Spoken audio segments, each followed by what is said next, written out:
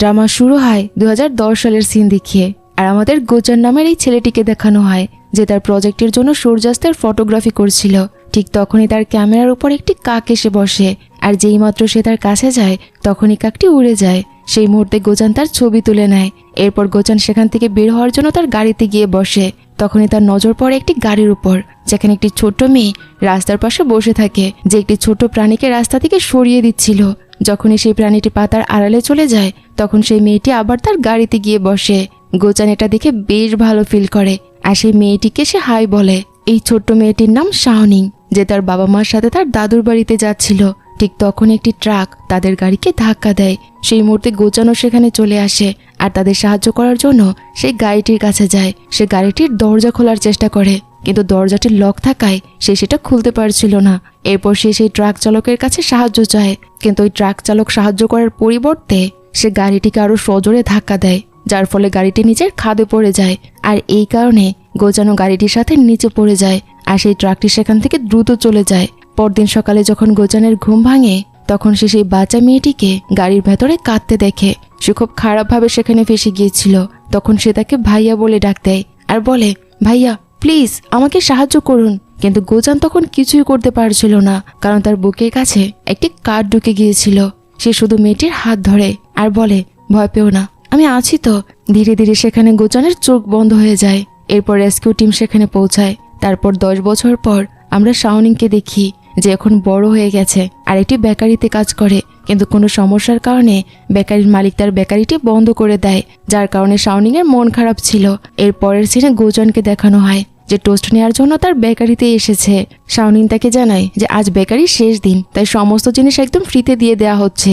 গোজান তবুও পেমেন্ট করে চলে যায়। শাওনিং সেটা দেখে তাকে পেছন থেকে জুড়ে ডাকতে শুরু করে আর বলে, আরে শুনুন না, আমি কি বলছি আমার কথা শুনতে পাননি? আজকের জন্য সবকিছু ফ্রি। কিন্তু গোজান ততক্ষণে সেখান থেকে চলে যায়, তাই শাওনিং সেই টাকাগুলো তার নিজের কাছেই রেখে দেয়। এরপর আমরা দেখি যে গোজান একটি ডিজাইনিং কোম্পানির সিও, আর সে তার ম্যানেজার চ্যানরানকে নিজের ভাইয়ের মতো মনে করে। পরের সিনে শাওনিংকে দেখানো হয়, সে তার আন্টিকে বলছে, আন্টি আমাদের বেকারি চিরকালের মতো বন্ধ হয়ে গেছে, আমি জানি না এখন আমি কি কাজ করব। তখন তার আন্টি বলে, ওই যে বলে না যে ভগবান একটা দরজা বন্ধ করলে আরো 100টা দরজা খুলে দেয়, কিন্তু আমাদের ক্ষেত্রে মনে হচ্ছে যে আমাদের সব দরজায় লক করে চাবিটাই ঘুরিয়ে দিয়েছে। শাওনিং তখন তাকে বলে, আপনি টেনশন নেবেন না আন্টি, আমি কোনো না কোনো একটা নতুন চাকরি ঠিকই খুঁজে নেব। পরের সিনে চ্যানরানকে দেখানো হয়, সে গোজানকে বলছে, ভাই তোর জন্য একটা অ্যাসিস্ট্যান্ট রাখতেই হবে, তোর কিছু হয়ে গেলে আমি তো নিজেকেই নিজে কখনো মুখ দেখাতে পারবো না। গোজান তাকে অ্যাসিস্ট্যান্টের জন্য মানা করে দেয়, কিন্তু চ্যানরান তার কথা শোনে না। পরের সিনে দেখা যায় যে একটি মিটিংয়ে গোজান ড্রিঙ্কস করে নেয়, ফলে তার হার্টবিট বেড়ে যায় আর তার ফোন বন্ধ হয়ে যায়। আসলে যখন গোজানের হার্টবিট বেড়ে যায় তখন তার মধ্যে ইলেকট্রিক পাওয়ার চলে আসে। গোজানের অবস্থা খারাপ হতে শুরু করে, তাই চ্যানরান তাকে বলে, বস অবস্থা খারাপ হচ্ছে, আমাদের এখনই এখান থেকে বের হয়ে যাওয়া উচিত। এরপর আমরা দেখি যে শাওনিং ড্রাইভার হিসেবে সেই হোটেলের বাইরেই দাঁড়িয়ে থাকে। যখন গোজান বাইরে আসে তখন সে তাকে ধরে গাড়িতে নিয়ে যেতে শুরু করে। গোজান এটা দেখে অবাক হয়ে যায় যে শাওনিংকে তাকে স্পর্শ করার কারণে তার কারেন্ট লাগেনি। শাওনিং বলে, আরে আমি আপনাকে জানি, আপনি চিল করুন তো, আমি আপনাকে নিরাপদে বাড়ি পৌঁছে দেব। গোজান তখন তাকে জিজ্ঞেস করে, তুমি আমাকে কিভাবে জানো? তখন শাওনিং বলে, কাল আপনি যে বেকারি থেকে টোস্ট নিতে এসেছিলেন না, আমি সেখানে সেলস গার্ল ছিলাম। এরপর শাওনিং সামনে একটি ট্রাক দেখতে পায়, তাই সে গাড়ির সাইডে থামিয়ে দেয়। সে ট্রাকটি দেখে বেশ ঘাবড়ে যায়। গোজান এই বিষয়টি লক্ষ্য করে। ট্রাকটি চলে যাওয়ার পর সে আবার স্বাভাবিক হয়ে যায়। সে তাকে জানায় যে ওই ট্রাক দেখলে আমার একটু অবস্থা খারাপ হয়ে যায়, তাই আমি গাড়ি সাইডে থামিয়ে দিয়েছিলাম। হয়তো এই পুরনো কার অ্যাক্সিডেন্টের ট্রমা রয়েছে আমার।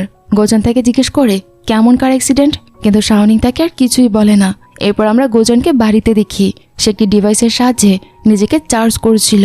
তখন আমরা বুঝতে পারি যে যখন গোজানের অ্যাক্সিডেন্ট হয়েছে তখন তার হার্ট পুরোপুরি ড্যামেজ হয়ে যায়, তাই ডাক্তার তার রিয়েল হার্ট বের করে একটি আর্টিফিশিয়াল হার্ট ট্রান্সফার করে দিয়েছে।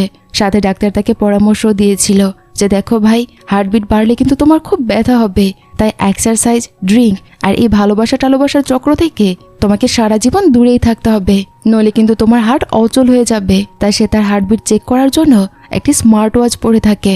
ডাক্তার তাকে বলেছিল যে যদি তোমার হার্টবিট 100 থেকে 120 হয় তবে তোমার থেকে এত বিদ্যুৎ বের হবে যে সেটার মাধ্যমে একটা বাল্বই জ্বলে উঠবে, আর যদি সেটা 180-তে পৌঁছে যায় তবে বেটা তুমি কিন্তু একটা চলন্ত বোমা হয়ে যাবে। এই কারণেই যখন তার হার্টবিট ফাস্ট হয় তখন তার মধ্যে কারেন্ট ফ্লো হতে শুরু করে। সে শাওনিংয়ের কথা ভাবতে থাকে, কিন্তু অবাক করা ব্যাপার হলো তার কারেন্ট কেন লাগেনি। পরদিন শাওনিং গোচানের কোম্পানিতে চাকরির জন্য আসে। সে ইন্টারভিউ দেয়, কিন্তু গোচান তার উপর ইমপ্রেস হয় না। শাওনিং তাকে রিকোয়েস্ট করে, স্যার প্লিজ আমাকে শুধু একটা সুযোগ দিন। কিন্তু গোচানের এমন একজন কর্মীর প্রয়োজন ছিল যার আর্কিটেকচার সম্পর্কে জ্ঞান আছে, তাই সে শাওনিংকে রিজেক্ট করে দেয়। এতে শাওনিং বেশ হতাশ হয়ে চলে যেতে থাকে। তখনই চেনরান তাকে দেখে ফেলে, কিন্তু সে তাকে আটকানোর আগেই লিফটের দরজা বন্ধ হয়ে যায়। এরপর সে গোচানকে বোঝায় যে শোন, আজ যে মেয়েটি এসেছিল না, সে তোর অ্যাসিস্ট্যান্টের জন্য একদম পারফেক্ট চয়েস ছিল। কিন্তু গোচান তার কথাই মানে না। পরের সিনে দেখা যায় যে শাওনিং একটি বুক স্টোরে একটি বই নিতে এসেছে। তখনই গোচান সেই বইটা তুলে নেয়। তখন শাওনিং বলে, আমার এই বইটা দরকার ছিল, তবে যদি আপনার এটি বেশি দরকার হয় তো আপনি এটি নিয়ে নিতে পারেন। গোচান এরপর সেখান থেকে চলে যেতে শুরু করে। এক কাজ করুন, বইটা আমাকে কিছুক্ষণের জন্য দিন, আমি জাস্ট বইটার কপি করে তোমাকে আবার ফিরিয়ে দেব। গোচান তাকে সেই বইটা দিয়ে দেয় আর সে বাইরে চলে আসে। শাওনিংও তার পেছনে আসে আর জিজ্ঞেস করে, স্যার আপনি আমাকে রিজেক্ট কেন করলেন? আমার সত্যি এই জবটার খুব দরকার ছিল। কিন্তু গোচান তাকে বলে, তোমার এই দরকারগুলোর জন্য আমার কোনো মাথা ব্যথা নেই।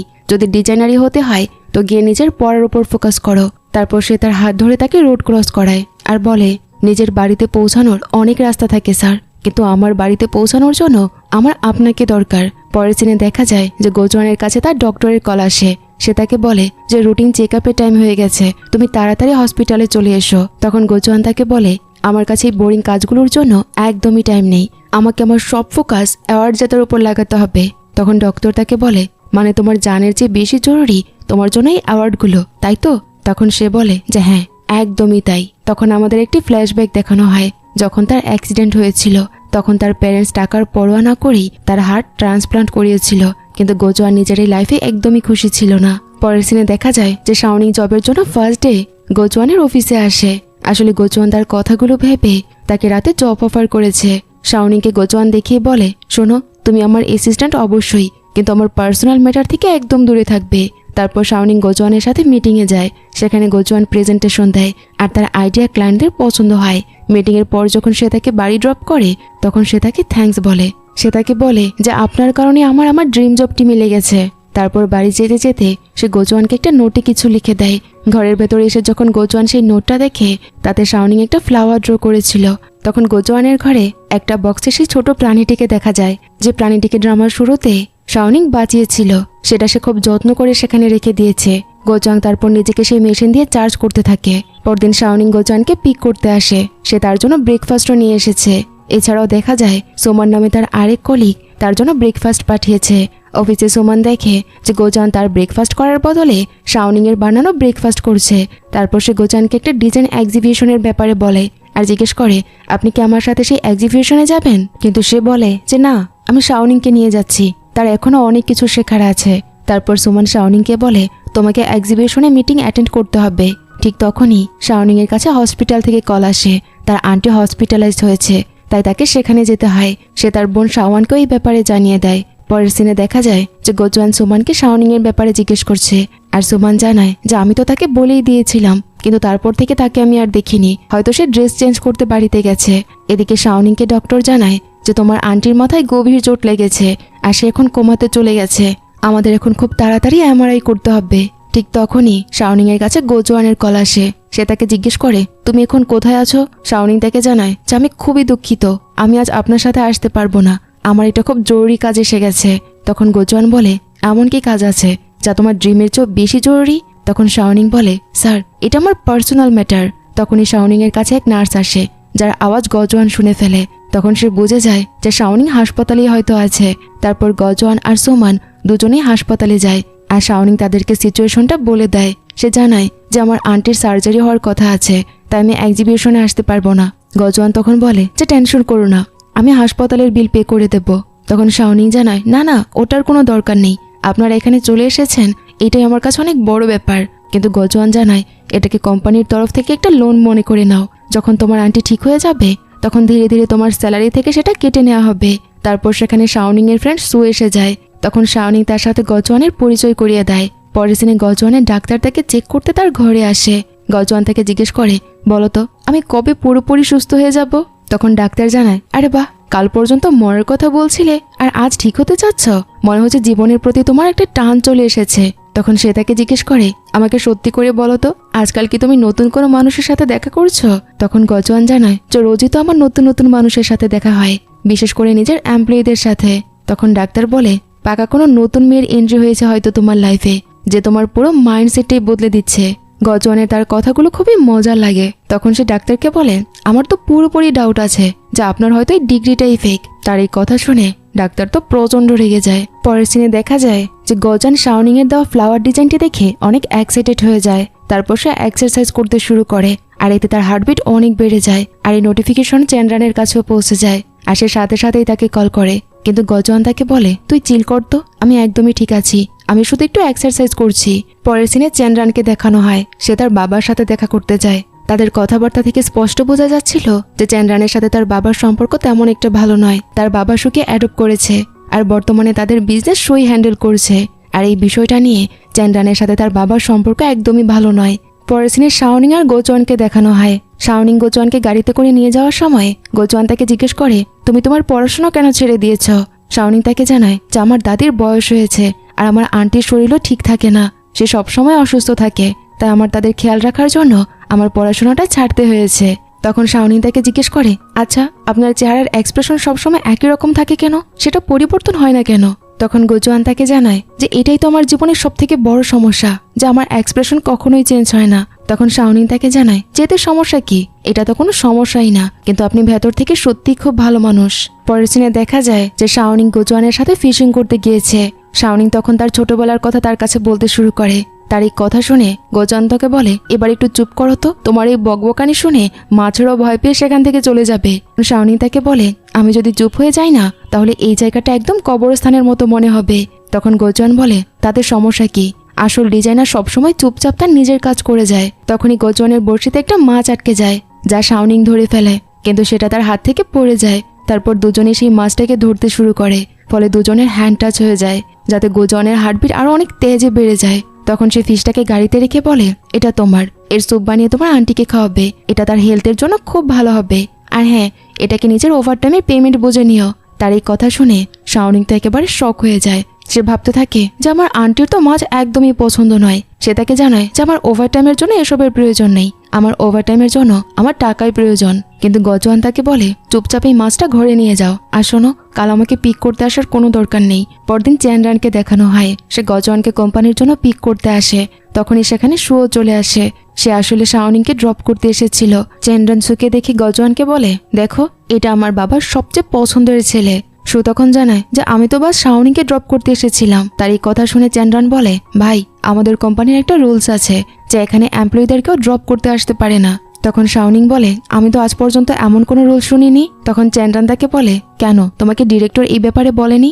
শাওনিং বলে, এসব বাদ দাও তো, আমার এখন ভেতরে যাওয়া উচিত। সু বলে, কাজ শেষ হয়ে গেলে মেসেজ করে দিও, আমি তোমাকে পিক করতে আসবো। তাদের এই কথা শুনে গোচওয়ান বলে, শোনো, আরও একটা নতুন রুলস আছে, এখানে কাজ করতে হলে কেউ কোনো রিলেশনে থাকতে পারবে না। চ্যান্ড্রানও তখন তার কথায় সাপোর্ট করে, কারণ তারা দুজনেই চাইছিল যেন সু যেন এখানে আর কখনো না আসে, আর সে যেন শাওনিংকে পিক না করে। তাই তখন তারা তাদের নিজেদের মতো রুলস বানিয়ে ফেলছিল। তারপর সু সেখান থেকে চলে যায়। তারপর লাঞ্চে দেখা যায় যে শাওনিং গজওয়ানকে মাছের স্যুপ দিয়েছে, আর সে তাকে বলে, স্যার, এটা সেই মাছটা যেটা আপনি কাল নিজের হাতে ধরেছিলেন। পরের সিনে দেখা যায় যে শাওনিং এর আইডিয়ার কারণে গজওয়ান একটা প্রজেক্ট পেয়ে যায়। সে অফিসে এসে সবাইকে এই কথা জানায়, যার জন্য সবাই খুব খুশি হয়ে যায়। সবাই তখন গোজানকে বলে, বস, আজ তো এই খুশিতে একটা পার্টি দেওয়া প্রয়োজন। আর এই কথায় গোজওয়ানও রাজি হয়। তখন সে সুমনকে বলে যে শাওনিং এর জন্য একটা পার্মানেন্ট ডেস্ক রেডি করো, আজ থেকে তার জব পাকা হয়ে গেছে। এই কথা শুনে শাওনিংও খুব খুশি হয়। তারপর সবাই হোটেলে পার্টি করতে যায়, যেখানে শাওনিং অনেক ড্রিঙ্কস করে ফেলে। তখন এক এমপ্লয়ির কথা বলার পর শাওনিং গোজওয়ানের কাছে এসে বলে, বস, আজ তো আপনাকে একটা ড্রিঙ্কস নিতেই হবে। কিন্তু তার এই কথায় গোজওয়ান মানা করে দেয়। তার মানা করার পর শাওনিং নিজে ড্রিঙ্কস করতে শুরু করে। এর মধ্যে সে অনেকটা মাতাল হয়ে গেছে। তখন সে গোজওয়ানকে বলে, স্যার, আমাকে আপনার কাছে খুব জরুরিভাবে ক্ষমা চাইতে হবে, এর জন্য প্লিজ আপনি 1 মিনিটের জন্য দাঁড়িয়ে যান। কিন্তু যখনই গোজওয়ান দাঁড়িয়ে যায় শাওনিং তাকে জড়িয়ে ধরে। তার এই কাণ্ড দেখে গোজওয়ান সহ সবাই একেবারে অবাক হয়ে যায়। তখন গোজওয়ান তাকে বলে, মনে হচ্ছে ম্যাডাম একদম কন্ট্রোল হারিয়ে ফেলেছে। গোজওয়ান যখন তার বাড়িতে যাওয়ার জন্য বাইরে বেরিয়ে আসে তখন শাওনিং তার কাছে চলে আসে। সে তাকে বলে, বস, চলুন, আমি আপনাকে খুব নিরাপদে বাড়িতে পৌঁছে দেব। তার কথা শুনে গোজওয়ান অবাক হয়ে বলে, কি বলছো এসব কথা? তুমি এখন যে অবস্থায় আছো, এই অবস্থায় যদি গাড়ি চালাও তাহলে সোজা জেলে থাকতে হবে। চুপচাপ তুমি বসে থাকো, আমি তোমাকে ড্রপ করে দিচ্ছি। এরপর সে শাওনিংকে তার বাড়ির কাছে ড্রপ করে দেয়। শাওনিং তখনও বাইরেই দাঁড়িয়ে থাকে। ঠিক তখনই গজওয়ানের কল আসে। সে বলে, তুমি কি সেফলি ঘরের ভেতর পর্যন্ত পৌঁছে গেছো? শাওনিং তাকে বলে, এখনও তো পৌঁছায়নি। ঠিক তখনই সেখানে এক মাতাল লোক শাওনিং এর সাথে বাজে ব্যবহার করতে শুরু করে, যা গজওয়ান ফোনের লাইনেই শুনে ফেলে। সে দ্রুত তাকে বাঁচানোর জন্য সেখানে ছুটে যায়। সেই লোকটা শাওনিংকে একটা ভাঙা কাচের বোতল দিয়ে মারতে যায়, কিন্তু গজওয়ান তার আগেই লোকটির হাত ধরে ফেলে। এর ফলে লোকটির মধ্যে ভীষণ জোরালো কারেন্ট শক লাগে। এই কারেন্ট এত তীব্র ছিল যে আশেপাশের সমস্ত লাইট নষ্ট হয়ে যায়। কিন্তু এত বেশি পরিমাণ কারেন্ট রিলিজ করার কারণে গজওয়ান সাথে সাথে সেখানে অজ্ঞান হয়ে পড়ে। এটা দেখে শাওনিংও খুব ভয় পেয়ে যায়। সে কাঁদতে কাঁদতে গজওয়ানকে বারবার সরি বলতে থাকে। অন্যদিকে চ্যান্ডানের কাছে এই বিষয়ে নোটিফিকেশন চলে যায়। সে তাড়াতাড়ি গজওয়ানের কাছে ছুটে আসে আর তাকে হাসপাতালে নিয়ে যায়। শাওনিংও তার সাথে সাথেই থাকে। পরদিন সেই মাতাল লোকটি পুলিশকে গিয়ে স্টেটমেন্ট দেয়। সে জানায় যে আরে, ও তো কোনো মানুষই নয়, একেবারে বিদ্যুতের একটা খুঁটি। সে মানুষকে কারেন্ট মারে। কিন্তু অফিসার লোকটির মাতাল অবস্থা দেখে তারা ভাবতে থাকে যে তার কথায় বিশ্বাস করা যায় না। পরে দেখা যায় যে রাতে গজওয়ান শাওনিং এর সাথে বাড়ি ফিরে আসে। সে শাওনিংকে নিজের বাড়ি চলে যেতে বলে, কিন্তু শাওনিং এর তার জন্য ভীষণ চিন্তা হচ্ছিল। তাই সে বাড়ি না গিয়ে বাইরেই বসে থাকে। গজওয়ান তখন নিজেকে চার্জ করতে শুরু করে। কিছুক্ষণ পর গজওয়ান দেখে যে শাওনিং বাড়ি যায়নি। সে তাকে বাইরে সোফায় হেলান দিয়ে ঘুমিয়ে থাকতে দেখে। তাই সে তাকে একটা কম্বল গায়ে জড়িয়ে দেয়। পরদিন সকালে যখন শাওনিং ঘুম থেকে ওঠে, সে দেখে যে গজওয়ান তাকে কম্বল দিয়ে ঢেকে দিয়েছে আর তার পাশে কিছু কাপড়ও রেখে দিয়েছে। এই কিছুক্ষণ পর গজওয়ান খেয়াল করে যে শাওনিং তার বাড়ি থেকে চলে গেছে আর সে ওই কাপড়গুলো পরে যায়নি। সেখানে সে একটা নোট পায় যাতে শাওনিং তাকে ধন্যবাদ জানিয়েছে। পরের সিনে চ্যানরাংকে দেখানো হয়। সে শাওনিংকে বলে, তোমাকে 24 ঘন্টায় গজওয়ানের উপর নজর রাখতে হবে। সবচেয়ে ভালো হয় যদি তুমি তার সাথে তার বাড়িতে গিয়ে শিফট হয়ে যাও, তাহলে আমিও একটু চিন্তামুক্ত থাকতে পারবো। শাওনিং তখন বলে, এসবের আবার কি দরকার? আর বস তো কোনো ছোট বাচ্চা নয় যে আমি সারাক্ষণ তার পেছনে পেছনে ঘুরে বেড়াবো। চ্যানরাং তখন বলে, এই কথাটা এখন তোমার মাথায় ঢুকবে না। আমি যেমন বলছি চুপচাপ সেভাবেই কাজ করে যাও তুমি। এর থেকে বেশি কথা একদমই বলবে না। শাওনিং এই বিষয়টি একদমই বুঝতে পারছিল না, কিন্তু তারপরও সে তার কথায় রাজি হয়ে যায়। এরপর চ্যানরাং তাকে ওই চ্যাটে অ্যাড করে নেয় আর গজওয়ানের বাড়ি থেকে চলে যায়। তখন শাওনিং গজওয়ানের জন্য রান্না করতে শুরু করে। এদিকে দেখা যায় যে চ্যানরাং শাওনিং এর একটা স্ট্যাটাস দেখছিল। সেখানে শাওনিং তার বোন শাওনির সাথে একটি ছবি আপলোড করে। আর এটি দেখে চ্যানরাং প্রচন্ড খুশি হয়ে যায়, কারণ তার শাওনকে বেশ ভালো লেগেছে। পরের সিনে দেখা যায় চ্যানরাং শাওনকে একটা রেস্টুরেন্টে দেখতে পায়। সে তাকে গিয়ে জিজ্ঞেস করে, শাওনিংকে কি তুমি চেনো? তখন সে বলে যে হ্যাঁ, সে আমার খুব ভালো বন্ধু। আমরা একে অপরকে বোনের মতোই ভালোবাসি। তবে তুমি কান খুলে ভালো মতো শুনে রাখো, তুমি যদি তাকে একটুও বিরক্ত করেছ তবে কিন্তু আমি তোমার মুখটাই ভেঙে দেব। তার কথা শুনে চ্যাংরান বলে, আরে ম্যাডাম, ও তো আমারই কোম্পানিতে কাজ করে। এই কথা শুনে শাওন তো একেবারে অবাক হয়ে যায়। শাওনিং তাকে বলেছিল যে তার বস খুব হ্যান্ডসাম, কিন্তু এখানে তো তেমনটা মনে হচ্ছে না। তখন সে মনে মনে ভাবতে থাকে যে মনে হয় প্রথমে শাওনিং এর চোখের চেক আপ করাতে হবে। চ্যাংরান তখন শাওনকে বলে, সত্যি বলতে আমি তোমাকে খুব বেশি পছন্দ করতে শুরু করেছি। তার কথা শুনে শাওন বলে, আচ্ছা, এমন কি বিশেষ জিনিস আমার মধ্যে আপনি দেখেছেন? তার প্রশ্নে সে বলে, সত্যি বলতে তোমার এই সুন্দর মুখটা আমার ভীষণ ভালো লেগেছে। কিন্তু শাওন তাকে সরাসরি রিজেক্ট করে সেখান থেকে চলে যায়। অন্যদিকে গজওয়ান আর শাওনিংকে দেখানো হয় তারা একসাথে লাঞ্চ করে। ঠিক তখনই দরজায় কলিং বেল বেজে ওঠে। শাওনিং চেক করতে যায় আর গজওয়ান তার পেছনে পেছনে যায়। হঠাৎ দুজনে ধাক্কা খেয়ে একে অপরের উপরে পড়ে যায়। বাইরে গজওয়ানের বাবা মা দাঁড়িয়ে ভাবছিল যে তার এত দেরি কেন হচ্ছে, এই ছেলেটা এখনো দরজাই খুলছে না কেন। গজওয়ানের মায়ের পাসওয়ার্ডটা মনে পড়ে যায়, তাই সে পাসওয়ার্ড দিয়ে দরজা খুলে ভেতরে চলে আসে। কিন্তু ভেতরে এসে তারা দুজনকে এই পরিস্থিতিতে দেখে আবার তারা বাইরে চলে যায়। তার মা গজওয়ানের বাবাকে বলে, আমার মনে হচ্ছে যে আমরা ভুল করে অন্য কারো বাড়িতে হয়তো ঢুকে পড়েছি, তাই আমি এইমাত্র ভেতরে একটা মেয়েকে দেখলাম। গজওয়ানের বাবা বলে, আরে তুমি তোমার ছেলেকে 5 বছর পর দেখেছ, হয়তো তোমার কোনো ভুল হচ্ছে, তুমি হয়তো গজওয়ানকেই মেয়ে ভাবছ। এরপর তারা দুজনে আবার ভেতরে যায়, যেখানে গজওয়ান তাদের শাওনিং এর সাথে পরিচয় করিয়ে দেয়। গজওয়ানের মা শাওনিং এর সাথে দেখা করে খুব খুশি হয়। সে তাকে জিজ্ঞেস করে, বলো তো তোমরা দুজন কবে থেকে একসাথে আছো? শাওনিং তখন বলে, আরে না আন্টি, আমি তো শুধু বসের অ্যাসিস্ট্যান্ট, দয়া করে আপনারা আমাদের নিয়ে অন্য কিছু ভেবে ভুল বুঝবেন না। আর এই কথা বলে শাওনিং সেখান থেকে দ্রুত চলে যায়। এদিকে গজওয়ান যখন কম্পিউটারে কাজ করছিল তখন তার মা এসে তাকে বলে, শোনো, মানতেই হবে যে তোমার পছন্দ কিন্তু দারুণ, তোমার গার্লফ্রেন্ড সত্যিই খুব মিষ্টি। সে বলে, মা, আমি তো আগে বলেছি যে ও শুধু আমার অ্যাসিস্ট্যান্ট আর কিছুই নয়। এরপর সে তাদের জিজ্ঞেস করে, আচ্ছা তোমরা এখানে কতদিন থাকার কথা ভাবছো? তার এই কথা শুনে তার বাবা ভীষণ কষ্ট পায়। সে বলে যে আমরা এতদিন ধরে হোটেলে হোটেলে ঘুরে মরছি, যদি তোমার এই বাড়ি আমাদের না হয় তাহলে ঠিক আছে, আমরা এখনই এখান থেকে চলে যাব। তার মা তখন শান্ত সুরে বলে, আরে শান্ত হতো, আমরা তো মাত্র এখানে এসেছি, তারপর নিজের একটা বাড়ি খুঁজে শিফট হয়ে যাব। কিন্তু গজনের বাবা রেগে গিয়ে গজনকে নানা কথা শুনিয়ে দিতে থাকে। আসলে গজনের বাবা তার ছেলের সাথেই থাকতে চায়, কিন্তু গজন তাদের সাথে থাকতে চাইছিল না। তার বাবার কথায় তার উপর সামান্যতম কোনো প্রভাবই পড়ে না। সে সোজা সাপটা বলে দেয় যে আমি পরিষ্কার বলছি, আমি চাই না যে তোমাদের কারণে আমার লাইফে কোনো ধরনের ডিস্টারবেন্স হোক। তার এই কথা শুনে তার বাবা খুব কষ্ট পায়। আর সে বলে, তোমার কি সামান্য আন্দাজ আছে যে তোমার অ্যাক্সিডেন্টের পর আমরা পাগলের মতো তোমার ট্রিটমেন্ট করিয়েছিলাম? তোমার মা দিনরাত এক করে তোমার দেখাশোনা করেছে, আর আজ তুমি আমাদেরকে এমনভাবে কথা বলছো, তোমার কি একটুও কষ্ট লাগছে না? কিন্তু গজওয়ানের মনে এগুলোর কোনো প্রভাবই পড়ে না। সে তাদের বলে যে তাহলে তোমরা এটাই ধরে নাও যে তোমাদের কোনো ছেলেই ছিল না। তার এই কথা শুনে তার বাবার আগে সেখান থেকে চলে যায়। পরের সিনে শাওনিংকে দেখানো হয় সে একটা মডেল ডিজাইন করছে। সে সারাদিন সেটাই তৈরি করার পেছনে লাগিয়ে দেয়। রাতে গজওয়ান তার সেই মডেলটা দেখে বলে, তুমি এত বেশি আঠা লাগিয়ে এটার পুরো ডাইমেনশনটাই নষ্ট করে ফেলেছ, আমার এটা একদমই পছন্দ হয়নি। এসব বাদ দাও, চলো আমরা এখন খাবার খেয়ে নেই। খাওয়ার পর তারা দুজনে বাড়ি যাওয়ার জন্য লিফটে ওঠে। তখন গজওয়ান তাকে বোঝাচ্ছিল, ঠিক তখনই বিদ্যুৎ চলে যায় আর লিফট মাঝপথে আটকে যায়।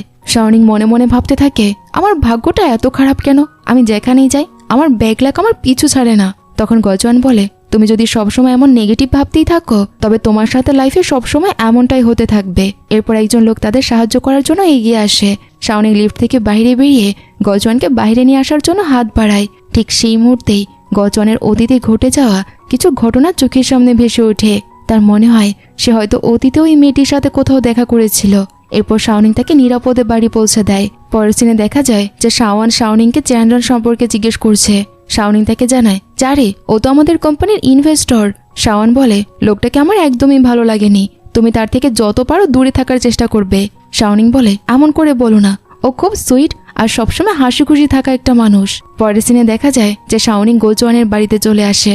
অন্যদিকে গজওয়ানের বাবা মা তাদের নিজের বাড়িতে ফিরে যায়। যাওয়ার সময় গজওয়ানের মা সোমানকে জানায়, আমার কি যে আনন্দ হচ্ছে, ফাইনালি গজওয়ান নিজের জন্য এমন একজন মেয়েকে পেয়েছে যে তার নিজেরই অ্যাসিস্ট্যান্ট। তার এই কথা শুনে সুমন ভীষণভাবে শক হয়ে যায়। এদিকে শাওনিং গজওয়ানের সাথে বসে তার মডেল নিয়ে কাজ করছিল। গজওয়ান তার মডেলটাকে ঠিক করে দেয়। তারপর শাওনিং যখন বাড়ি যাওয়ার জন্য ওঠে তখন তার ডায়েরিটা ভুলবশত সেখানেই পড়ে যায়। পরের সিনে দেখা যায় যে চ্যাংরান গজওয়ানের বাড়িতে এসেছে। সে এসে তাকে বলে, একটা সত্যি কথা তোকে বলি, আমার শাওনিনের প্রতি সত্যি সত্যি ভালোবাসা জন্মে গেছে, কিন্তু সে সোজাসুজি আমাকে রিজেক্ট করে দিয়েছে। গজওয়ান তাকে বলে, তোমার এই কান্নাকাটি বন্ধ করো তো, আর এখনই আমার বাড়ি থেকে বেরিয়ে যাও, এসব ফালতু কথা আমার একদমই পছন্দ নয়। কিন্তু চ্যান্ডান ফ্লোরের উপর শুয়ে পড়ে। গজওয়ান তাকে চেক করে দেখে, চারে এ তো এখানেই লুটিয়ে পড়েছে, মারাটারা গেল নাকি? তাই গজওয়ান তাকে তুলে সোফায় শুয়ে দেয়। এমন সময় তার নজর পড়ে শাওনিং এসে ফেলে যাওয়া ডায়েরিটার উপর, আর সে সেটা দেখে তুলে নেয়। পরের সিনে দেখা যায় যে গজওয়ান শাওনিং এর ডায়েরিতে থাকা ডিজাইনগুলোর উপর নানা নোট বা কারেকশন লিখে দিচ্ছে। তখনই চ্যান্ডান তাকে জিজ্ঞেস করে, ভাই এটা কার ডায়েরি রে? তারপর সে ডায়েরিতে শাওনিং এর নাম দেখে বলে, ও তার মানে ফাইনালি আমাদের বস শাওনিং এর প্রেমে পড়ে গেছে, তাই তো? গজওয়ান তখন বলে, হ্যাঁ একদমই তাই, আমার কোম্পানির প্রতিটি এমপ্লয়ির উপর আমার ভালোবাসা আছে। আমি সবাইকে ভালোবাসি, সবার দিকে নজর রাখি, কে কোন বিপদে আছে আর কে কিভাবে কোন কাজটা করছে। চ্যান্ডান তখন বলে, তুই চিন্তা করিস না, আমি নিজে গিয়ে শাওনিংকে এই ডায়েরিটা দিয়ে আসবো। পরদিন শাওনিং অফিসে গজওয়ানকে দেখতে না পেয়ে সোজাসুজি তার বাড়িতে চলে যায়। গজওয়ান তাকে জানায় যে সে একটা জরুরি প্রজেক্ট নিয়ে ব্যস্ত আছে। তখন শাওনিংও সেখানে নিজের পড়াশোনা করতে শুরু করে। পড়তে গিয়ে সে কিছু একটা বুঝতে পারছিল না, তাই সে গজওয়ানকে বলে, স্যার প্লিজ আমাকে একটু হেল্প করে দিন না। তখন গজওয়ান তার সাহায্য করতে এগিয়ে আসে।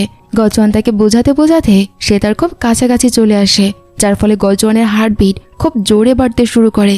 সে মনে মনে ভাবতে থাকে, আমার সাথে শেষ এমনটা কেন হচ্ছে? শাওনিং এরপর তার জন্য পানি আনতে যায়, আর ঠিক তখনই আবার বিদ্যুৎ চলে যায়। গজওয়ান তখন বলে, মনে হচ্ছে কোথাও শর্ট সার্কিট হয়েছে। তখন শাওনিং কোনো একজন মেকানিককে কল করতে শুরু করে। ইলেকট্রিশিয়ান আসার পর শাওনিং তাকে কাজের সব কথা বুঝিয়ে বলে, কিন্তু সে কোথাও গজওয়ানকে দেখতে পায় না। তাই সে তাকে খুঁজতে শুরু করে। খুঁজতে খুঁজতে সে একেবারে তার সেই চার্জিং রুমে গিয়ে উপস্থিত হয়। ঠিক তখনই লাইট চলে আসে, আর শাওনিং সেই রুমের ভেতরের সবকিছু দেখে একদম শকড হয়ে যায়। তখনই গজওয়ানও সেখানে এসে তাকে দেখতে পায়। সে তাকে জিজ্ঞেস করে, তুমি এখানে ভেতরে কি করছো? শাওনিং তাকে জানায়, আমি তো আপনাকে খুঁজতে খুঁজতে এখানে চলে এসেছিলাম, তবে স্যার এখন আমি আপনার এই বড় সিক্রেটটা জেনে গেছি। তার এই কথা শুনে গজওয়ান একটু ভয় পেয়ে যায়। সে বলে, কেমন সিক্রেট? শাওনিং জানায়, এই যে আপনি লুকিয়ে লুকিয়ে লাইভ স্ট্রিমিং করার জন্য এই পুরো সেটআপটা তৈরি করে রেখেছেন।